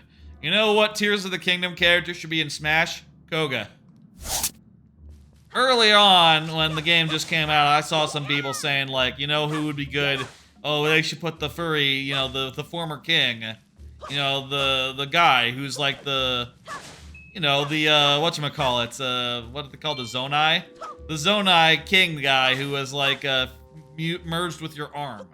And they said like, oh, he could represent a lot of Tears of the Kingdom stuff pretty easily. But you know who also could represent Tears of the Kingdom stuff? Fucking Koga could. Koga has a lot of cool, like, moves, you know, a lot of good potential for some bullshit, considering that, you know, he, spoilers, does vehicle stuff, and it's just a super fun villain to fight and to like, pursue, and all his Yiga crew in Tears of the Kingdom are super fun in that same way. I think that'd be a rad addition and a rad choice for, like, another Zelda villain. I guess there's the argument of, like, you know, like, well, if they were to add another Zelda villain, that'd be weird, especially would just be, like, that random guy from the last two games, because, like, is he that much more important than Vati? And, you know, you name it from other Zelda games that, you know, you name the minor villain from, like, random Zelda games that, aren't, like, the top one. I guess, but man, I think that'd be sick if Koga were to be in Smash. He just has so much potential, and he is such a fun character. He would definitely be my pick. Hello, Lord Bowser, how you doing? That's right, I'm playing Zelda. You get out of this water? Or do you just have to drown? Oh, you totally can't get out of this water.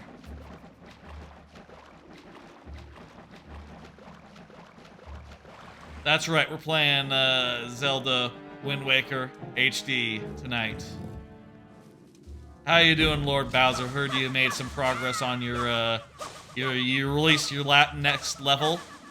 Was what, 4-2, 4-1? I think 4-1 was last week, so 4-2, right? And then you're doing some Mario Kart with your Discord friends. That's fun. Mario Kart is damn good.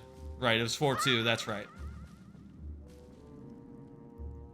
I do, for those who don't know, I do, if anyone don't know, I do Mario Maker streams on Friday. They're sort of my main thing, and Bowser, Lord Bowser here submits many a level for those, which are quite good. Day 1 of Mario Kart 8 World Wave 5 Edition. Well, that's on Wednesday, isn't it? That's on Wednesday, is it not? Pretty sure that's not until Wednesday. Oh, well, it's day 1 of your whole week with Mario Kart. Right. I hope to do something like that. You know, I'll say I'm not doing like a Wednesday. I'm not planning like a Thursday stream or nothing, because I'll be just back from holiday, just back from being out of town. You know, I'll maybe arrive, you know, back home sometime Thursday. So I'm not going to be in the mood to like just start up a stream, but I imagine I'll get with some. I'll try to get with some people from a Discord or two and do like some Mario Kart as well. That'll be fun.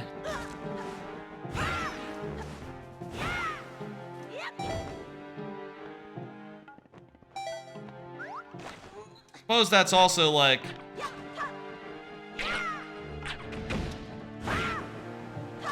I mean, there's lots of times I can do like Mario Kart time. For instance, you know, the Friday stream this week is gonna be in the morning, like last week, so I can easily do like Mario Kart in the evening with like some folks and some friends and stuff on Friday, if not Thursday.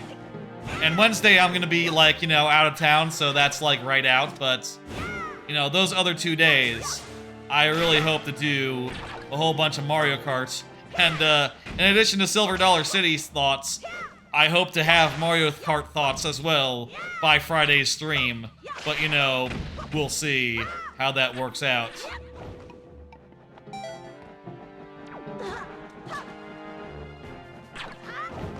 You're gonna play your Road to 20K VR run in Regionals mode, Episode 3? What does that mean? I don't understand what that means, Lord Bowser's. What's Regionals mode? Is that like a mode in Mario Kart where you play against like the best of the best or something?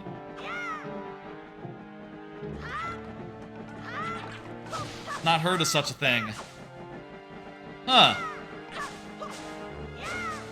Yeah, that's something I've just never heard of. That's not gonna do it. Oh, can I just use the boomerang? Eat shit. Boomerang good. That's another thing that, like, these dungeons have that, like, you know, Breath of the Wild, Tears of the Kingdom dungeons do not. You know, like, the simple pleasure of being able to get a new item and have that item be so fucking useful in this one dungeon in particular. You know, things that you ran into in this dungeon, in a dungeon like this, and you realize were a pain in the ass, are made completely good by the item that you get. You know, like, oh, it's useful against every enemy that you see. It's useful for this puzzle. It shortcuts this thing that was tedious before. And yeah, instead of doing this whole puzzle now, you can just, like, literally throw your boomerang at a guy and they just go down. Wait, was that guy sapping my magic? These guys sap my magic? Hang on, let's see. Oh, wow, these guys suck up magic. I didn't know that was how they worked. I never knew that. Wow. Hey, you learn something new every day. Every stream, whatever, you know? Even games I played, like, dozens of times, I suppose. I don't know if I played this game dozens of times, but, like, probably, like, a good half dozen times, like, HD and regular version including. Though I will say I've not done the Triforce quest, like, dozens of times. I've maybe done it, like, twice or 3 times, maybe. I have often in the past ended my playthroughs before having to go for the Triforce. But this time I imagine we'll go all the way. On account of, you know, being on stream and all.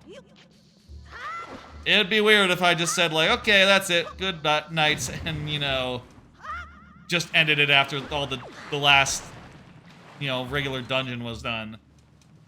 And that was just the finale.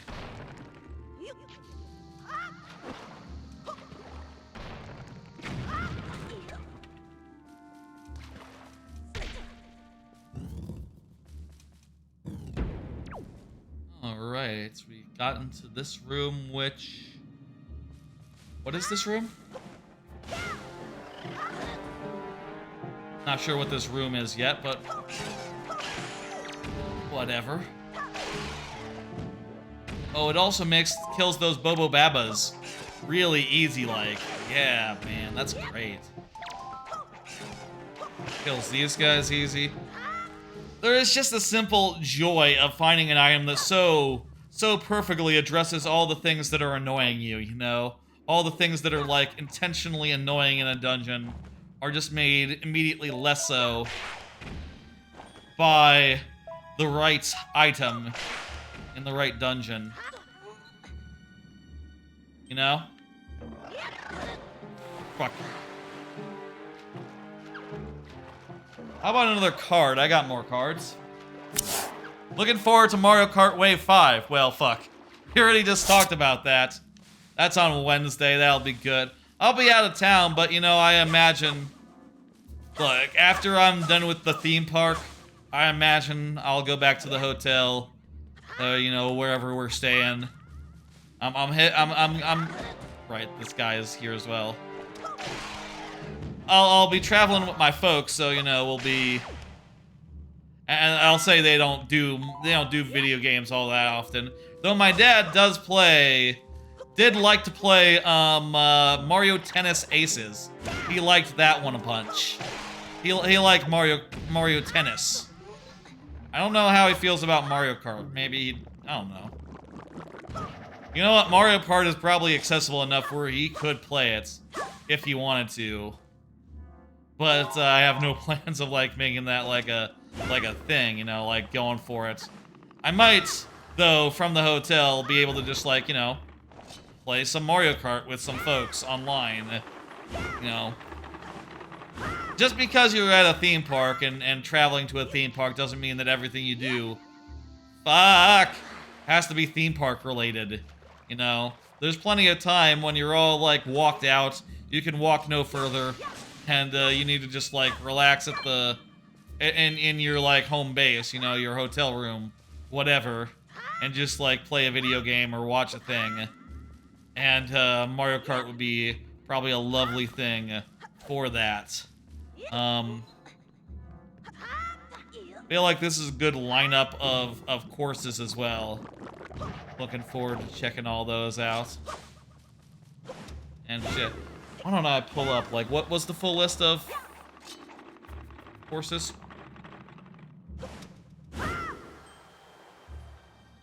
Mario Kart Wave 5. Let's see, it was, the courses are... What are they? IGN's story on this doesn't, like, put them into a bulleted list. I want to see a bulleted list.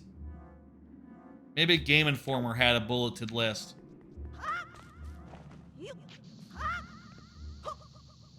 Okay, you don't have to move to throw it. You can just do that. Okay, yeah, here's the bulleted list. Athens Dash. I don't remember Athens Dash. That might be after my time with Tor. I stopped playing Tor a couple of years ago. I think before any of the DLC hit for Mario Kart 8, so that one's probably a new one. Can't speak to the value of that. Daisy Cruiser I always thought was a cool course. I don't remember, like, what it's like structurally, but I remember it being pretty cool, being like a cruise liner and such. Well, that was all for fucking what was that, a map? You haven't played Tour since 2020? Yeah, that sounds about right. I played it for like a year or two, you know, like season by season. occasionally getting the booster, like the monthly pass for a month, just to get like a whole bunch of red monetization things when I really needed them, you know? Because that was the best way to get the currency in that game, just to like play it regularly and buy the $5 monthly thing for a month, and that would usually like fix you for like a while. You know, and that's how I would get, like, when they put out Dixie and Diddy and Funky and all that. You think it's gonna release Tuesday? Yeah, they've announced for Wednesday, but they've usually actually released, like, 9 p.m. Eastern Time, you know, like 8 o'clock Central Time, let's say, the previous day, so that would mean Tuesday. You're right about that. Certainly not Monday, though. You would have been good to prepare on Monday as well. There's also Moonview Highway. I don't remember Moonview Highway at all. Is that just like another one of those courses where there's just, you know, there's cars on the track, basically? Is that all there is to know about that one, or is there anything more elaborate about it? I feel like you watched a YouTube video about it from SwiftJar. I'm not familiar with SwiftJar, but that's cool. I like watching a YouTube video about a thing on occasion. You know, it's helpful. Been watching a lot of those about, like, Pikmin stuff recently. Been on sort of a Pikmin kick as that game comes out. Squeaky Clean Sprint, that's the new one. That one looks pretty good. Big person, little world. Little world, big person. Little world, big person. Little person, big world. That's what it's called. It's like they call it a thing. It might be the other way. Big world, little person. But it seems cool. Giant bathroom, you see. Simple enough. Los Angeles Laps. I think I remember that one. I can't speak to its quality. Sunset Wilds, I remember being really cool when they added that to Tour. Sunset Wilds is a great one. And Koopa Cape. I don't remember that Koopa Cape, actually. We'll see. Seems fine. You know, another beach level. And Vancouver Velocity, I'll say again, I remember... I think Vancouver Velocity is like my favorite of the real location ones. It just was surprisingly fun to track back in Tour, so I'm really happy that it's finally got into 8. You know, they finally did it. It finally got into a wave. I'm excited about that one.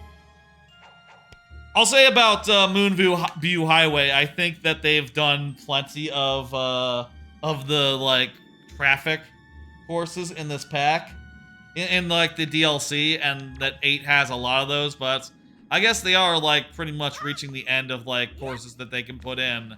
You know, having a few more of that type is probably a good thing. What is this, the big key? That's right, it's the big key. Also, Kamek, Birdo, PD Piranha, and Wiggler. Kind of a big roster of new characters in this.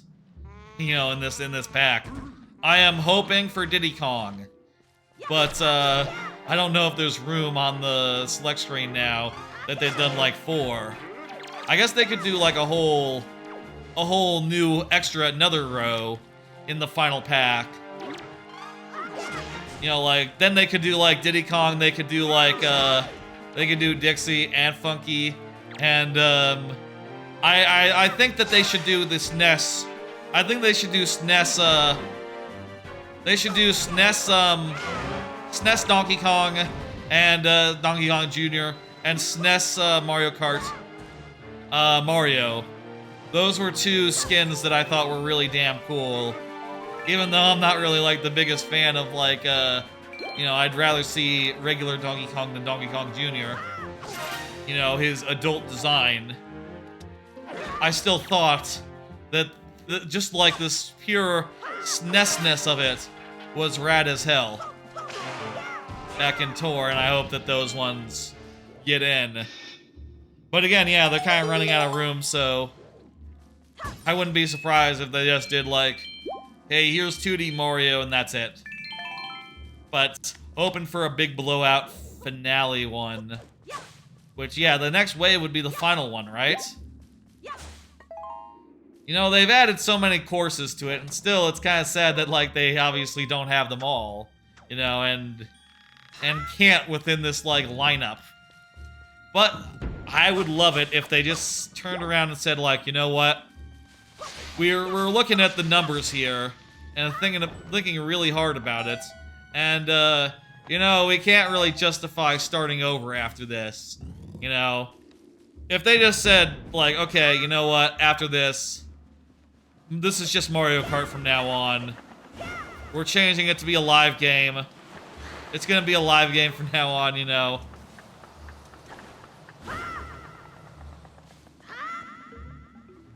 It's gonna be a live game from now on. And we're gonna continuously add new tracks and stuff, but like, we're never gonna reset it and send things back to like, ground zero, you know? I feel like people wouldn't... It's hard to go from, like, 100 million tracks down to, like, 48 of them again, and it would also be, like, an incredible amount of work just to start things from a blank slate again, you know? And I guess the question then is, like, okay, well, on next generation hardware, like, can they, like, upgrade the courses again and make them, like, look better? Because next generation hardware is gonna be, like, more approaching, like, presumably it's gonna look more like the other consoles, right? So are they gonna want to do another, like, graphical upgrade? And I think it's wild. People think they'll make another numbered Mario Kart next. Yeah, I don't see that. I feel like Mario Kart and Smash Brothers, they've gone too far. They cannot one-up themselves anymore. They're going to have to, like, admit to themselves that they've made a live game and just, like, carry on, you know? Like, we cannot be removing, like, half the cast in this next Smash Brothers. But also, hey, everyone loves Smash Ultimate. It's really fucking phenomenal. What if we just... They're gonna say at some point, what if we just, like, ported that and just added, like, 5 more characters or, like, a whole nother line of DLC, you know? And I think everyone will say, oh, thank God. That's such a relief to know that we won't be going back to square one and have to, like, you know, do the whole rigmarole again where we're adding characters we already have in previous games, you know?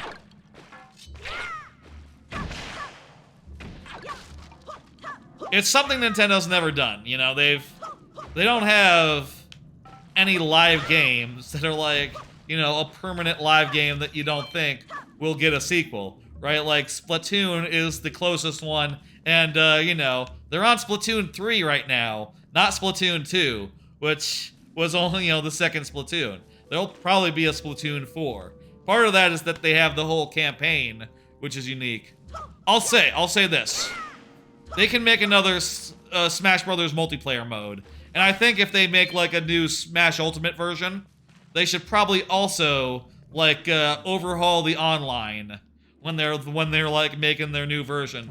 But other than that, you can just leave the characters, leave how they handle alone. Maybe do some, like, small reworks on some certain characters, right? Like, oh, you know, like how in Ultimate, they made it so that Link works more like Breath of the Wild Link, you know? Has, like, the remote bomb and all. They can do that for a couple more characters, like change one move from, like, a couple of the originals. And I would bet that that would be the direction they would go. Oh, here we are at the heart of the forest where, hey, there's Makar. He seems alright. Come on, Makar, let's go over here.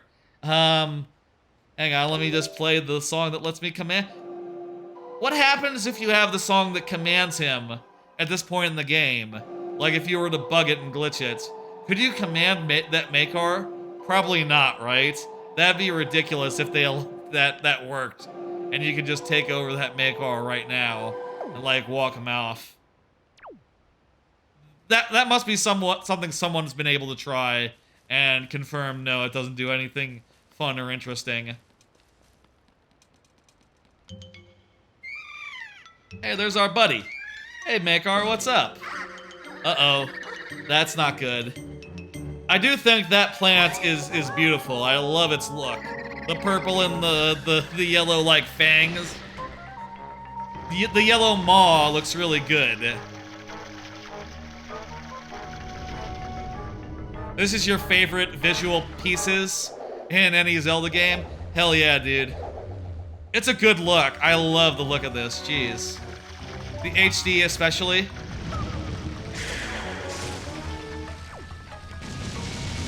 Ah! Hang on. Especially when it bursts open. Yeah, with the light thing. How the whole room's light changes. Yeah, that's good. Here we go. There's the thing you're talking about. I don't know why,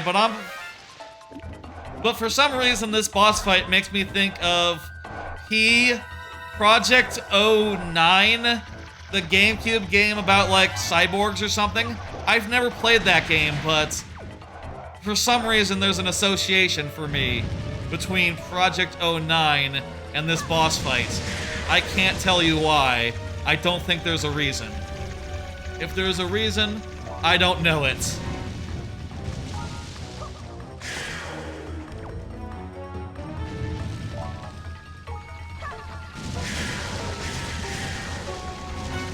This is kind of awkward to aim and use the button to like, you know, activate the thing.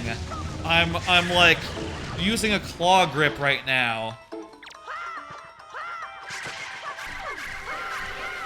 Sort of like this. Hand on the thing, middle finger on the, pointer finger on the stick. What if instead I, put the boomerang on R for a second? Oh, that's much nicer on my hands.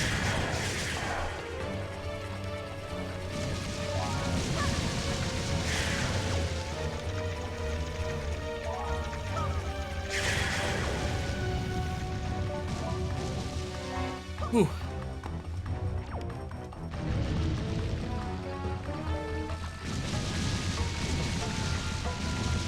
What is... Okay. Here we go.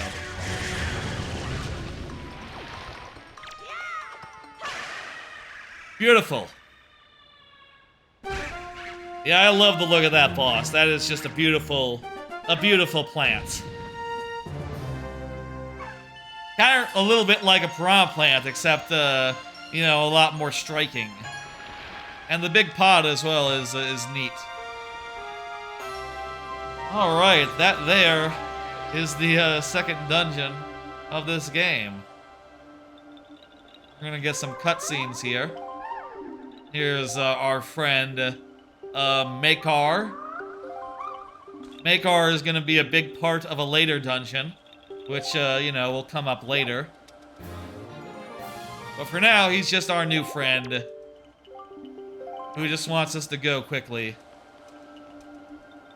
It's time to go have a festival and like a little song and dance, and then we'll head out. We're about 2.5 hours into the stream. Now that is a perfectly fair, nice and short little Wednesday, jeez, what am I saying? Sunday stream. Usually this would be a Monday stream, but you know, whatever.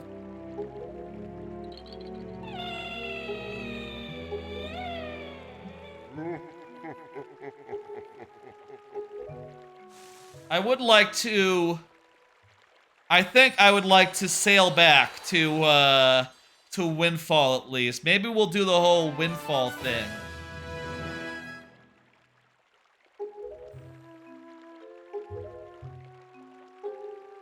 Should we do like the Knights and do like get the third pearl?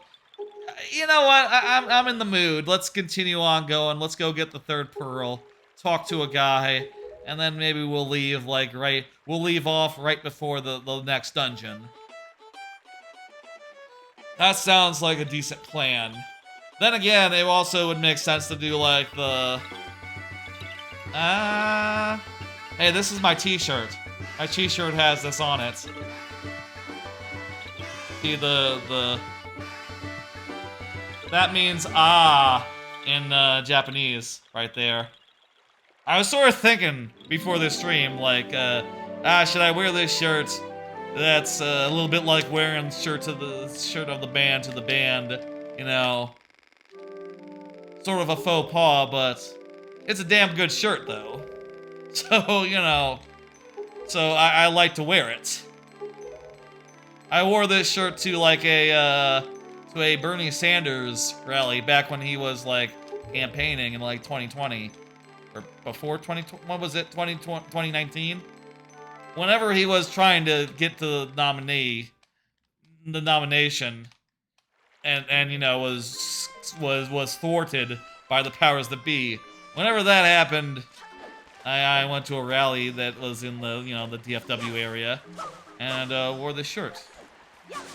I thought which was a hell of a good day, and you know, perfect shirt for it. You know, it's nice, it's colorful, it's blue. Love this shirt. Love this shirt.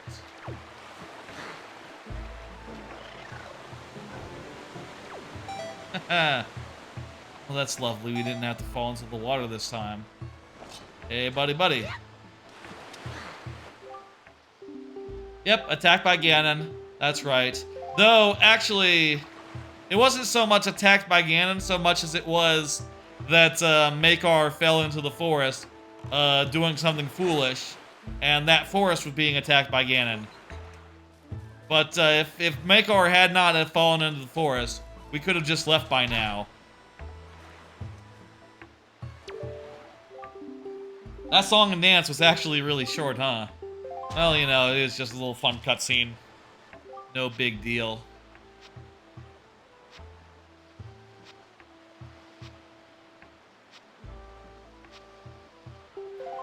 Molly's father. Got a piece of heart.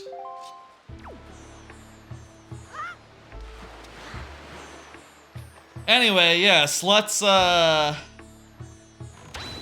tell you where we're gonna leave it tonight. We're gonna leave it after we get the third pearl. We're gonna end on Outset Island. After we get the third pearl, that's where we're gonna go to. Let me check the map, make sure. Let me check the map, get my bait out. I probably need more bait to, like, do some stuff. I'm going the wrong way. I'm going south. We're going to Great Fish Island now. So that's the plan. We're going to go to Great Fish Island. We're going to see what's up there. Then there's going to be one other stop. And then we'll, multiple other stops, actually. Great Fish, Windfall, Outset. I believe those are the three. And then we'll wind down and, you know, send y'all off somewhere.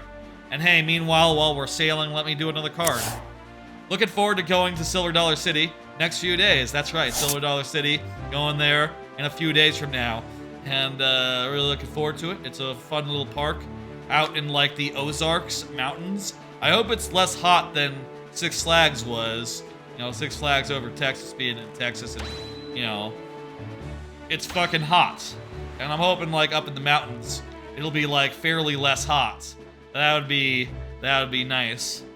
I'll also say, like, I got another card relating to this. Recount everything you know about the attractions at Silver Dollar City. Which, yeah, I'll say, as for non-roller coaster things, I know a couple of things that we're gonna need to hit up. This will be an important place later, this Ice Ring Island. Ice Ring Island? Yeah, Ice Ring Isle. There is one Marvel Cave, which is sort of like a very big natural cave that you can take tours of. That sounds really lovely. I cannot wait to take pictures of that cave. I don't think I've actually been in a actual honest-to-God cave before, so that'll be a new experience for me. I'm adjusting my course to aim us at Great Fish now. There's like a river rapids ride, which is supposed to be really fucking good. Like, second only to Bluto's,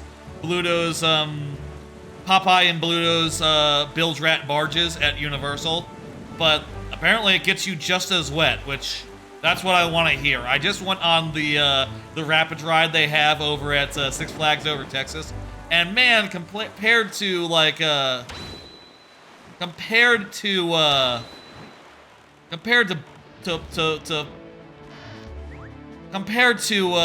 Popeye and Bluto's Bilge Rat barges, it is pathetic, that one at Six Flags, so I'm hoping to be impressed by this one. I think they also have like a log flume and such, which should be a bit of fun. A couple of dark rides in there too. Southern Fairy Island.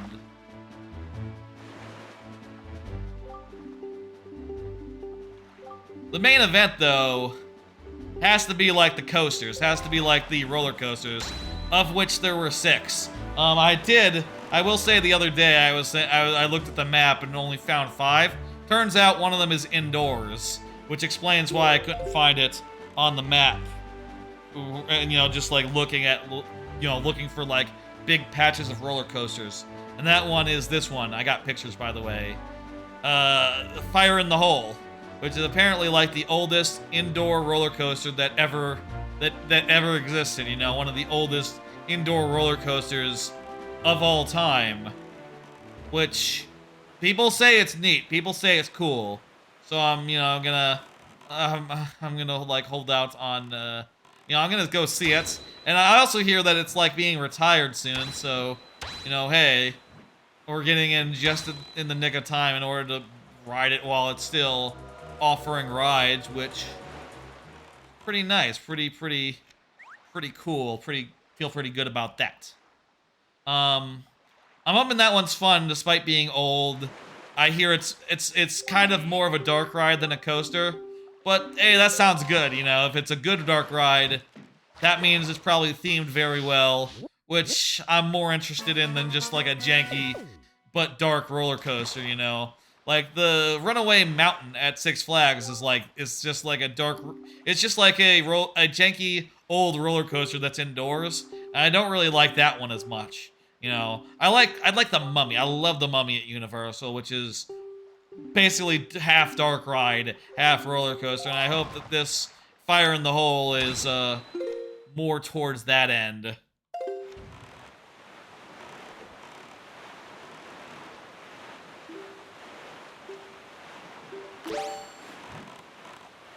The second ride that they have is, what is it? Thunderation?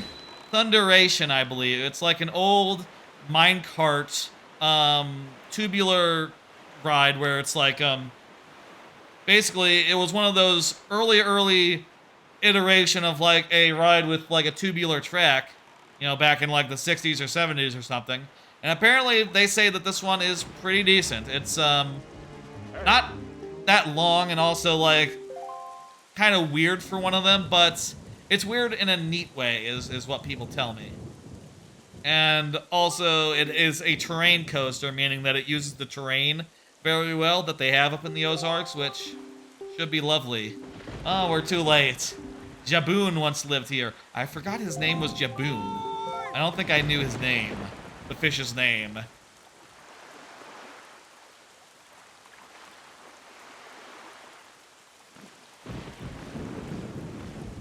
Great Fish Island to me is like a great example of like missed potential, or not missed potential. It's a thing that I always wondered, like, what could have been on this island, what this island was like before it was like completely wrecked, like I would have loved to see this island in its heyday, and I guess we never will. There'll never be like a Wind Waker prequel or like some other game where there's a Great Fish Island, that is basically what this would have been. I'll say this. I've talked before about like what I would like for like Tears of the Kingdom DLC, and my answer would be like, that's right, we need to go to Outset, but we need to get bombs first. I've said like what I want for Tears of the Kingdom DLC, and I've said like, oh, it'd be cool if they like added like whole new areas to the map. You know, just like added like a new zone to the north, a new zone to the south, new zone to like the west and the east. Like if they just did like 4 different waves of DLC, like a fall, like they did like for like Fallout 3 had, for instance, all those years ago. That would be the most rad thing imaginable. And if I had to pick, I would say down south, they should do like Deku scrubs. They should do like an area where Deku scrubs live. And out in the ocean, I was sort of wondering like what exactly it should be. But you know what they should do? They should do like a Great Fish Island where like a Jabu spirit lives and also the fishmen are back. You know, that'd be cool. See you later, Lord Bowser. You have a good one. That'd be cool if there could be like a Great Fish Island in Tears of the Kingdom DLC. Who else would be good for that? Well, I don't know if I had an idea for the north. Probably like someone ice related or something.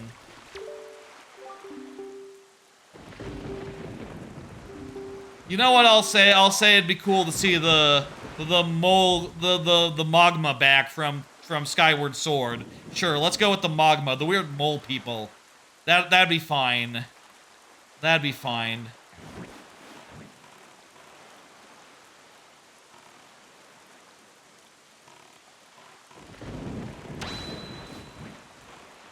This island is so cool. It's a shame that we never get to see it in its prime. Bring back the Twilight Princess Yetis. Ooh, that'd be a good one. Just have Yetis again. Oh, I like that for like an ice area. For like a snowy area up in the mountains. Like a new ice biome. Put the Yetis there.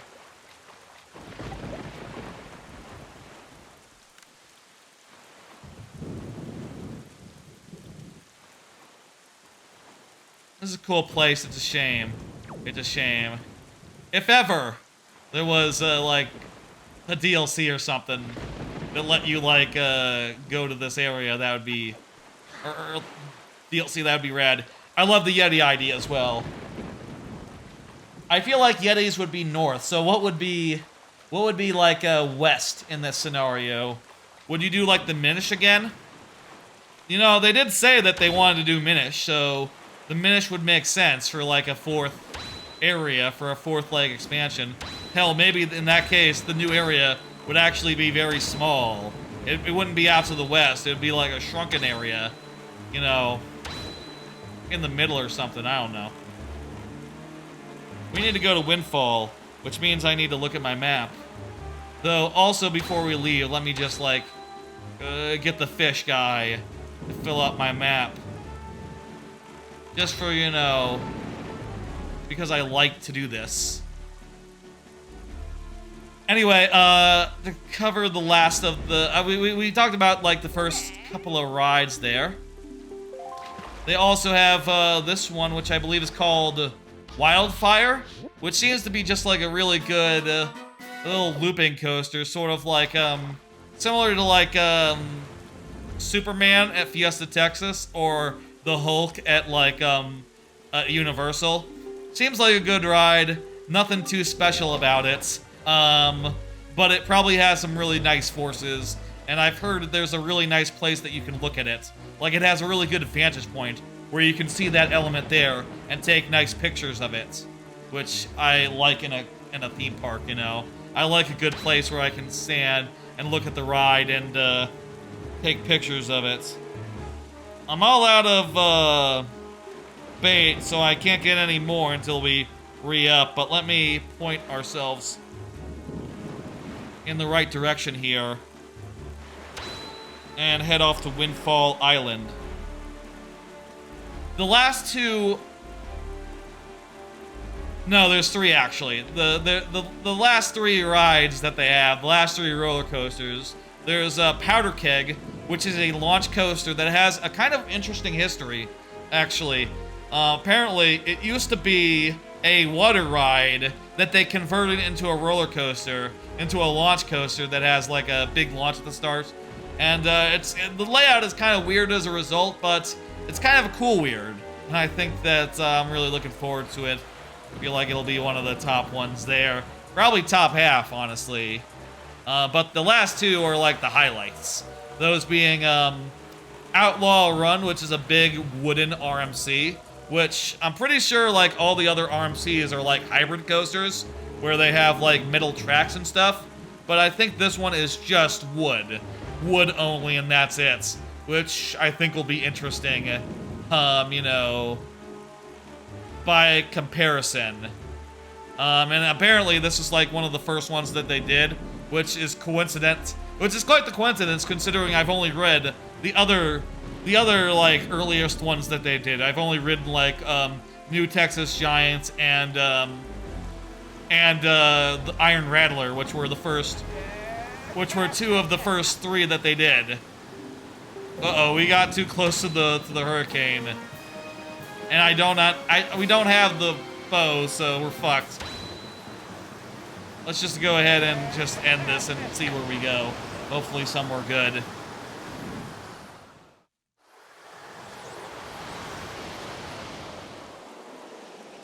Well, whatever, man. Yes, we need to, once we kill him, once we have the, oh wait, this is good actually. I thought we were at Windfall, or not Windfall, I thought we were at Forest Haven, but this is Dragon Roost. This is really close to where we were going actually. That's pretty good. Where are you going, man? I need to buy some bait. We have loads of money now too, jeez. And the last ride that they have is pretty fucking cool.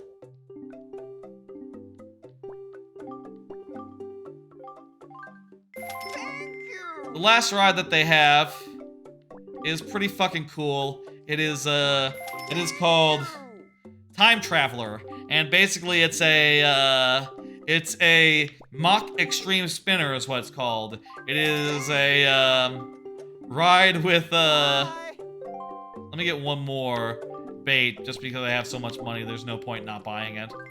It is a mock extreme spinner, which means that it is a extreme roller coaster. It has launches, it has inversions, and also it spins freely. And people say it's fucking cool, it's fucking intense, fucking wonderful. I cannot wait to go on this ride. That's probably the one I'm most anticipating. It is their newest roller coaster, and I'm really excited to go on it.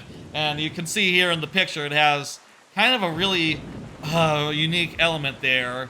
That is a drop right out of the station. So it drops you. The first element of the ride is just being dropped, like a vertical drop right out of the station before it hits a bunch of boosters and like really gets you up to speed. I think the boosters are right after the drop. Don't quote me on that. I'm really excited to ride that one most of all. And you know, I'll say, unless it's really busy, that would be my priority. What the fuck is that guy? I'm curious. Who is this guy? What are you doing here? He's in a bathing suit and he has something postage. What? I am not one of the islanders. That's right. How am I supposed to get up there? Well, you can climb this block. What's this dude's story? He's not telling me anything. Wow. Is he supposed to be, like, delivering something? Also, hey, we got mail. Let's read it.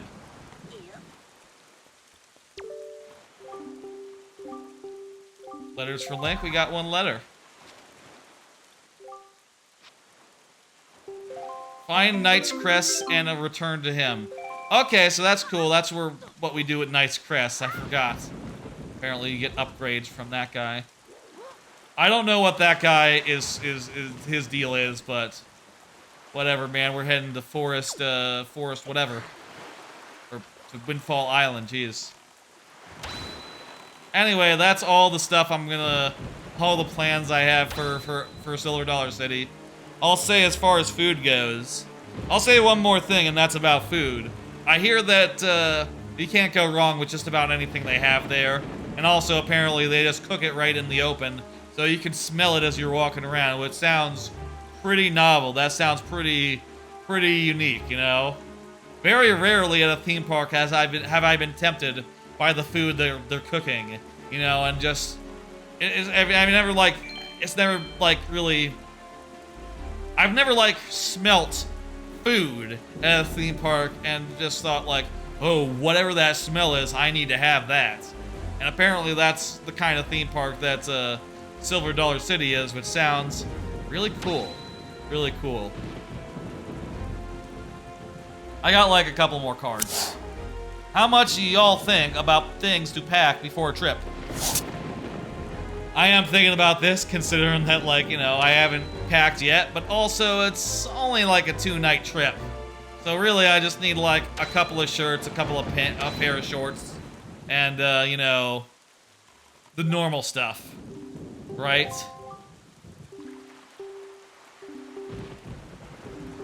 Yeah, that's right, we need to go figure out what's up with the pirates. Get a bunch of, like, normal stuff, like, you know, toiletries. You need, like, cables for charging stuff. You need to... I always bring earplugs and, like, backup earplugs. And, I need to remember this time to bring my, like, face mask. You know, if I want to, like, if there's too much light in the hotel room, a face mask solves that. And, you know, will make it so I don't wake up. You know, my Switch, all sorts of other things like, you know, medications, stuff in case, things to like bring in case of, you know, whatever. So I haven't really started thinking about that or planning, but also it's not that big of a trip, so I'm just not going to worry about it. I do also, I will say, I think that there is like a water park outside of like Silver Dollar City. I'll say we have no plans on going to it during the trip. We thought about it, but we looked up and tried to see if there was anyone like talking about it and like saying if it was any good, and it honestly just sounds like extremely average. Silver Dollar City's water park. So if I wanted to do a water park day, I would just do it at I just do it as my local water park, you know, Hurricane Harbor, which I haven't been to in like several years. I say several years. That's I haven't been to Hurricane Harbor since like the it was right before I got my current job 10 years ago. Actually, just over 10 years ago now. It's been just over 10 years since, you know, I started work. It was like June of 2023. Or 2013, sorry. 2023 is this year. It was like June of 2013 where I went to Hurricane Harbor last time. And my original plan was to go to like Six Flags after that.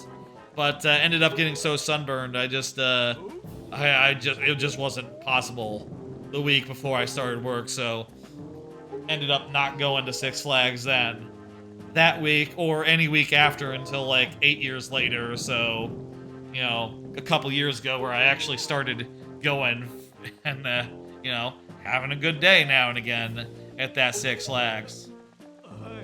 It's a pretty decent park, and for $60, it's not bad. You know, not a bad way to spend a day. Plus tax. That's how I would describe Over Texas, by the way, if you're wondering how I feel about that, following the trip there. Or, you know, the trip the visit I had on last Wednesday. I would say it's fun for a day or so, you know. A little less than a day. It's fun for part of a day. And also, you should not travel for it any farther than like 2 hours, maybe. You know, you should not travel so far that you need to go get a hotel room after. That would be my recommendation, as far as Over Texas goes. It's a one-day park.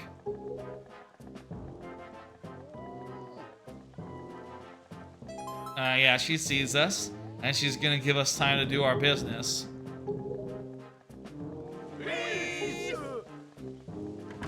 Tomorrow is never gonna come because a curse has been put into place. Schooner. Schooner, we gotta remember that.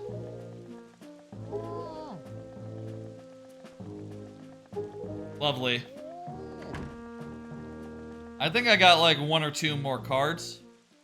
Let me see.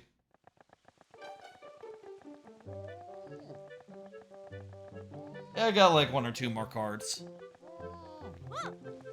Can we release this guy from his, like, being chained up? This guy was charging way too much for bombs, I'll say. You know, I honestly didn't go and try to buy any bombs from him, but I remember that it is true what they said. It costs way too much to buy a bomb. I'm pretty sure it's probably like more than you can actually hold in your wallet. I mean, otherwise, you could cheese it by like just, you know, grinding up money and going from there, right? Couple more cards here. Been playing Humanity. I'm in the 5th chapter of that. So the 4th chapter involved like a new mechanic where like everything, where you had to like set up everything ahead of time, and then you hit the button and then you couldn't change anything after. I thought that set of puzzles was really neat. I was kind of expecting like the whole green orbs thing to be that entirely, but instead the 5th chapter has been concerning like the others, which is a whole mechanic, which has been fun. And now those on-off puzzles are, you know, they're only an occasional thing now, which I think is pretty good. I thought those puzzles were a fun change of pace insofar as like, yeah, you know, now everything doesn't come down to fiddly timing anymore and like doing a bunch of like weird bullshit and trying to stay ahead of the pack. But there is like a little bit of fiddliness in it insofar as like after you do like a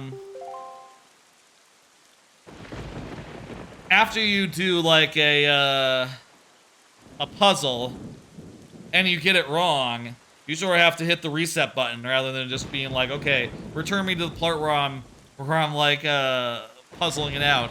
And it sort of takes probably like 10 seconds longer than it should to restart you from that point, which honestly I just find annoying. I wish the game had like honestly, I wish the game had a rewind button rather than a fast forward and pause. A rewind would be ideal for like fixing problems that are just, you know, like, oh, I just took 20 seconds to get everything. It just took 30 seconds to get everything into place, and then this thing fucked up, and now I need to like restart it entirely. And oh shit, all the setup that I've done is all fucked up now. It's gonna be weird. I'll say I'm still very much enjoying Humanity. It's a great puzzle game. It's free on PlayStation something or other if you have PlayStation Plus, PlayStation Network, whatever. I'm not sure which one is free on it, but it's free on one of those. I still would highly recommend it, but there are things about that game that are really annoying me.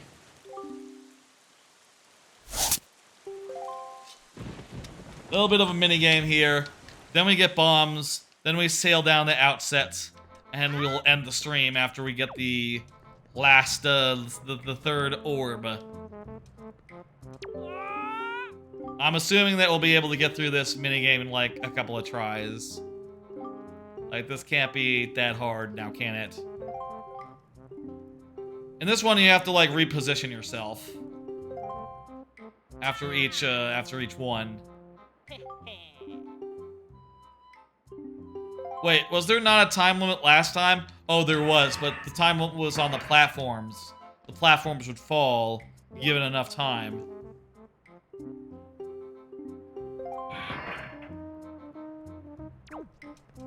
Okay. Open her up and let's go.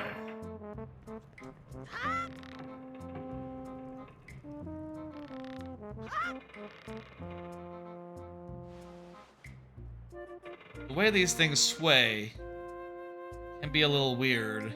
Like, they sway pretty far from one side to the other. So, like, lining it up can be difficult. Oh, this is as low as we can go.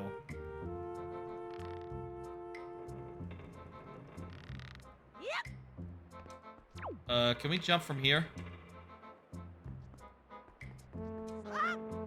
No, okay, we cannot jump from the boxes. Second time's the charm. I know that's not true. No, it's third, but I want it to be the second try. You know? It'd be silly if I wanted it to be the... It'd be silly otherwise. Perfect. It's weird how much these are just like... Fuck. These are literally just like swaying through the top of the ceiling, which by the way is solid, so how does that work? I don't know. Anyway, I'll say about humanity. Hey, cool edge gaming? That you, Coolified? Is that your new handle? Yep, okay, thought so. How you doing?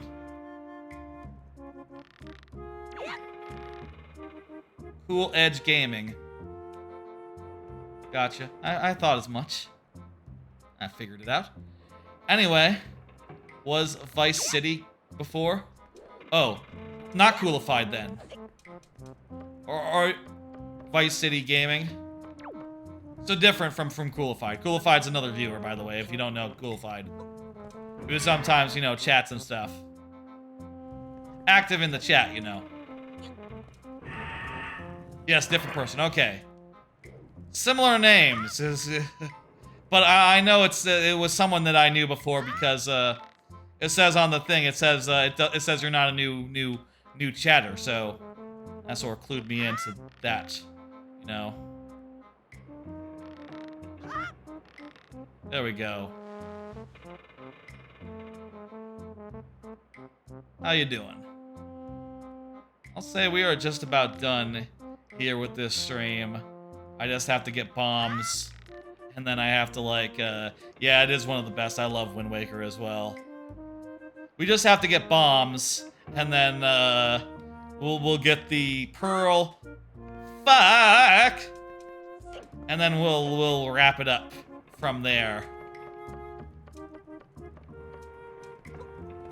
There's not a way to cheese this, right? Like some sort of speedrun trick? I don't know.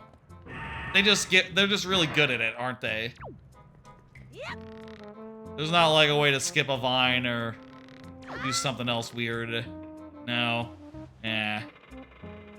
This one is tricky. Yeah, it is. And these vines, these ropes, the way that they sway is just so...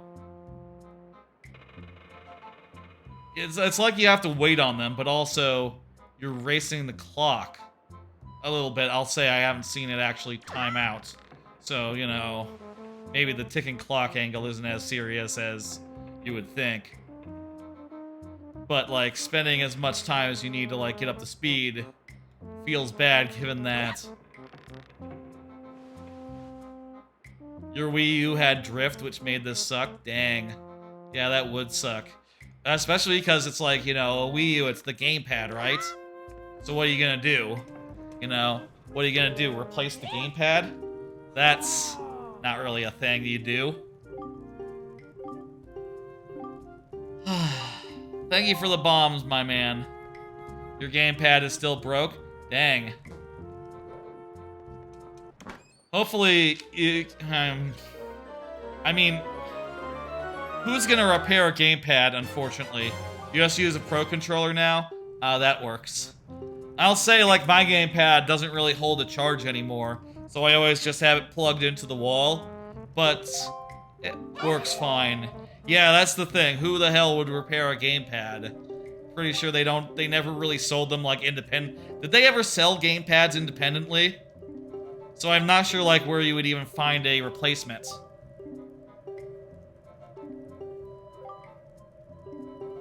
Like, Sonic Lost World can't play it because it's gamepad only. That's a shame.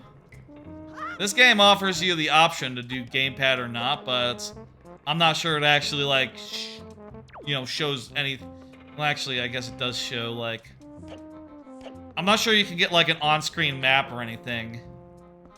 But you would be able to get, like, an on-screen, like, other things, you know? Gamepad couldn't be replaced, you just had to fix the drift? Oh, wow, okay, so there's no way to do it. They're coded to your system? Dang. I always thought that there was a way to, like, just replace it, it's just that they never... The Wii U was never successful enough to, like, justify doing, like, a gamepad replacement program. But they're literally hard-coded the Switch. Well, I guess, had they rolled out such a program, they could have, like, they could have introduced, like, some sort of pairing thing. With a firmware update, you know? Hey, they're now selling bombs, Beetle is. Which, you know, hey, look, we'll never need bombs. Yeah, that's kind of a bummer, considering my gamepad cannot hold the charge and always has to be plugged in. That even in theory, like, there's... Even if the system had been successful, there would not be any, like, relief to that. You know? Alright, folks, we just got to sail to Outset, and then we end. We just gotta sail to Outset, do a whole, you know, the equivalent of a dungeon, except that it's just like firing a bomb at a thing, you know, a couple of times. And then we'll wrap up for now, and we'll be back next Monday. Not tomorrow, next Monday. You can buy replacement parts, though. Okay, so that's something. Maybe I could replace the battery or something. I also probably should get a like charger that isn't like torn. I have some tape. The charging thing I have is a little bit frayed. It's a little bit falling apart. I'm just holding it together with tape, and I'll say I've not really done the best job. We're about halfway there. Let me do my last card of the night, which is a fun idea for a DKC hack type thing that I had. An idea I had the other day is a little thought, you know. I have thought about, like, you know, after Mario Maker, after I finish my Super World, it'd be fun to, like, try some sort of, like, creation stuff that didn't involve, like, Mario Maker, right?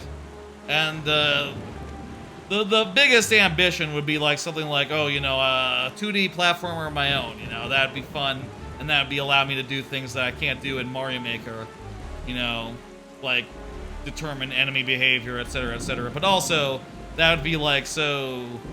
It would be like an ambition that I probably would never, like, see to completion, but still, it'd be fun to mess around with. An idea I had that'd be, like, halfway in between, like, an actual game and, like, you know... And, like, doing that would be, like, some sort of hack. And it would also be a good proof of concept. Because one idea I've always had for a 2D... I say I've always had... that I've been, like, tossing around in my back of my head would be, like, something that would be inspired by,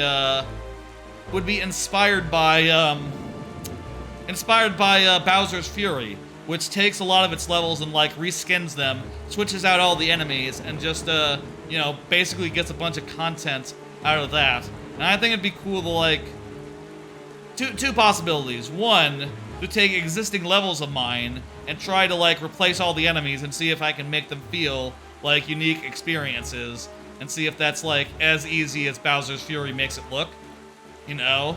And the other possibility would be, like, okay, get, like, the DKC hacking stuff, and just, like, just pretty much leave the geometry of the levels alone, but just change the items and the enemies and the barrels and stuff, and see if I can't, like, make something original, and make, like, original levels that are, in many ways, just the same old levels, but redone just a little bit. And that'd be a fun thing to attempt, especially to see, like, you know, if you can just do that, if that just works. Oh, I'm a little off. Outset is this way. I wasn't looking at the map. There's Outset, over there.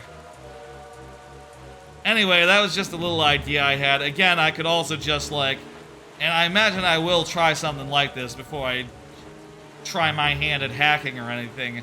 I could just try, like, a series of Mario Maker levels that are, like, you know, that are like the same level, but like redone in that fashion, and see if that works. See if that makes for a fun time.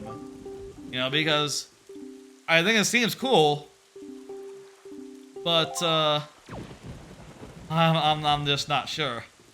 Here we are. We're home at Outset. We gotta talk to our grandmama, and then we gotta head back and do the whale, do the big fish, Jaboon. Oh, I guess Jaboon is like Jabu, like Lord Jabu Jabu from Ocarina. Another connection between this game and Ocarina of Time, the big fish.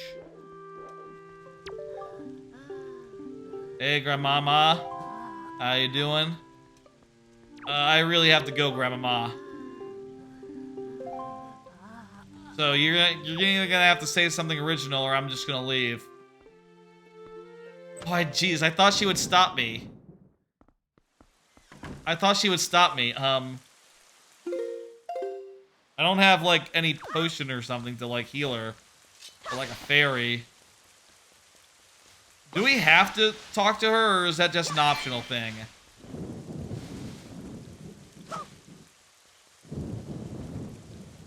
I think it's maybe an optional thing, because it'd be obvious what we had to do if we had to do something. There are enemies on the island also, but whatever, it doesn't matter. Yeah, we're ready. We'll heal her later. And she'll give us some of that grandma's soup. You know, grandma's special soup. You know, she has grandma's special soup in this game. We'll deal with that later. Meanwhile, let's blow up this motherfucker. And by the way, Cool Edge Gaming did suggest Mega Man Maker. I'm not really as into the Mega Mans, but, you know, for me, if I were doing something other than Mario Maker, I would want it to be like different enough, you know, like I could also do like Lunar Magic, the Super Mario World Maker thing that lets you do like hacks of Super Mario World. And I think that would just be a good deal less interesting than like, you know, DKC Maker, or you know, doing DKC has an editor. The SNES games do. Like they have like a custom editor that they have, which I've messed around with, and it seems, I'll say this, it seems really hard to do the backgrounds and the foregrounds, which would also be a reason not to fuck around with them, and just to leave the geometry where it is in most cases, and make otherwise, you know, minor changes to that. That'd be another reason to do it, just because it's so fucking hard. But like, otherwise would be like messing around with enemies, trying to like move them around, and trying to make like interesting levels from just the bones of the existing game. Sort of like how, not that much unlike how Donkey Kong Land 3 does, except Donkey Kong Land 3, you know, the world map is different and the levels are different, but it does use all the same archetypes as the original Donkey Kong Country 3. It's a fun idea that I have in the back of my head. I don't know if I'll end up doing it, but that seems like the most like feasible way of approaching that I can think of. And limiting the amount of like editing the backgrounds I would have to do and the foregrounds I would have to do would mean that it would be a lot less finicky and a lot less tricky to deal with, you know. I guess I would also take out the, you know, it would be like no bonuses in there, because I can't imagine making the bonuses different without changing things about them. And that would be a challenge on top of a challenge right there.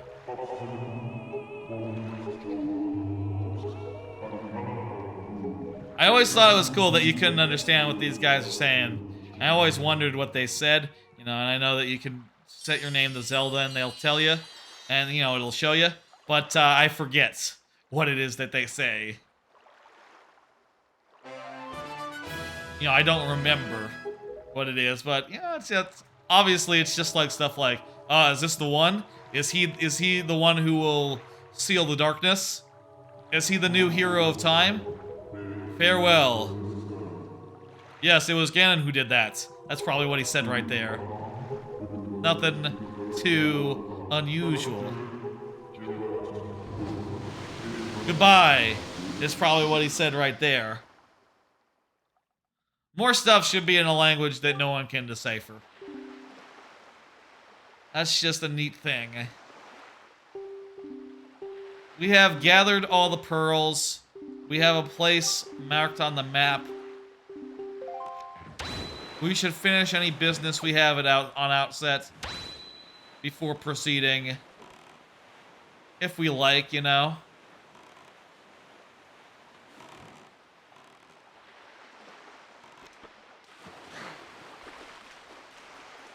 I do believe...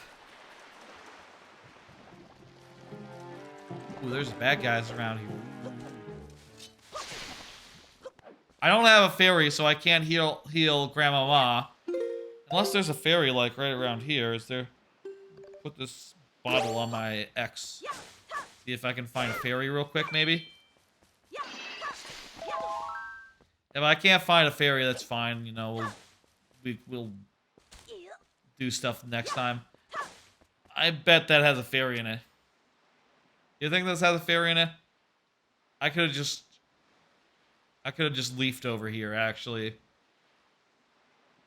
Could have just leafed over here.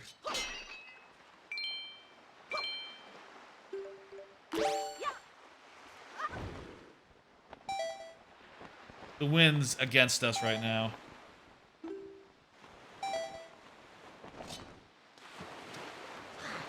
Apparently.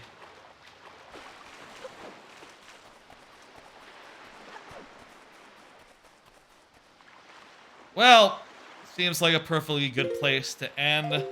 Perfectly good. We made a bunch of progress. I'm gonna save the game, and let's call it for tonight. Nice. A lot of progress made here. There's not like an enemy coming at me, is there? Oh, there's one up there, but they're...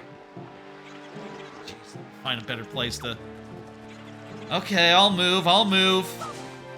I was about to give my end of stream spiel, but... No, you guys want me gone. I respect that. You were here first. What's a nice place to give the spiel? How about on the top of those rocks over there?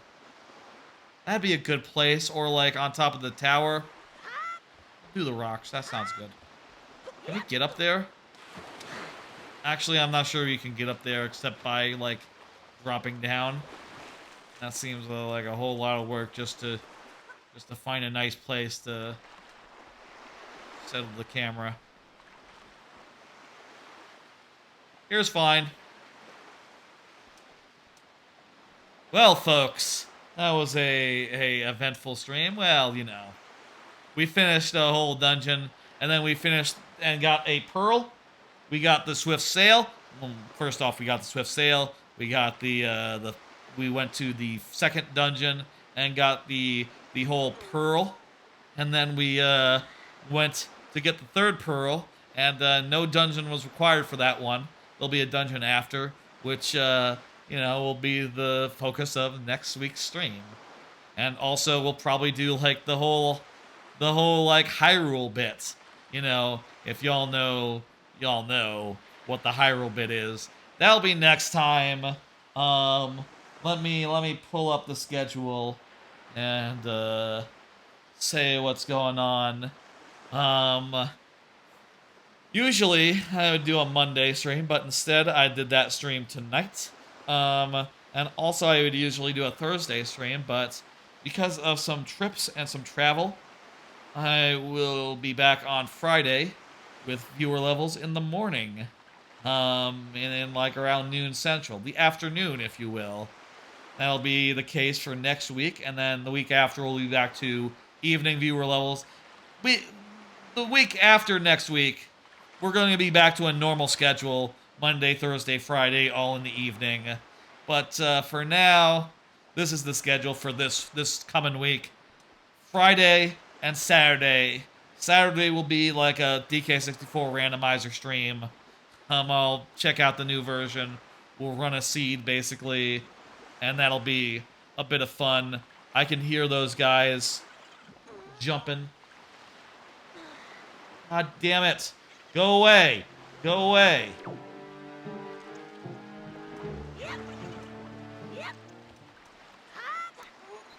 That'll be a bit of fun. Look forward to that. That'll be coming up on Saturday, Friday. I hope y'all have a good the rest of your next week. I am sure to have a great one. Going to a theme park I've never been to before. A bit of a road trip, like a 6-hour drive or so. One way and then the other way. Both ways, 6 hours roughly. That'll be a fun thing. I'm really looking forward to that. And y'all can look forward to seeing me back Friday, at the normal, at like a early time. And I'll probably tell y'all about how that went then. Let me go ahead and do the raid and the stream. Judo is doing a stream. Oh shit, I love Judo, Let's send y'all over the Judo. Judo is playing Mario Kart. We were talking about Mario Kart a bunch earlier, so that's hell of a good pick, I think. Let's go ahead and do that raid. Thank you all for coming by, for joining in, for watching along. I'm gonna send y'all out, and my OBS.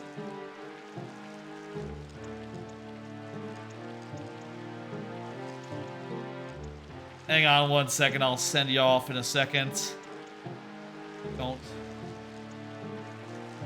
Now let me get OBS open so I can fucking...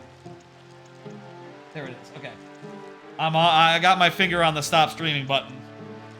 Alright, folks, I will see y'all later. I'll see y'all on Friday and Saturday for some streams. No streams rest of the week because of Silver Dollar City and some travel plans and stuff.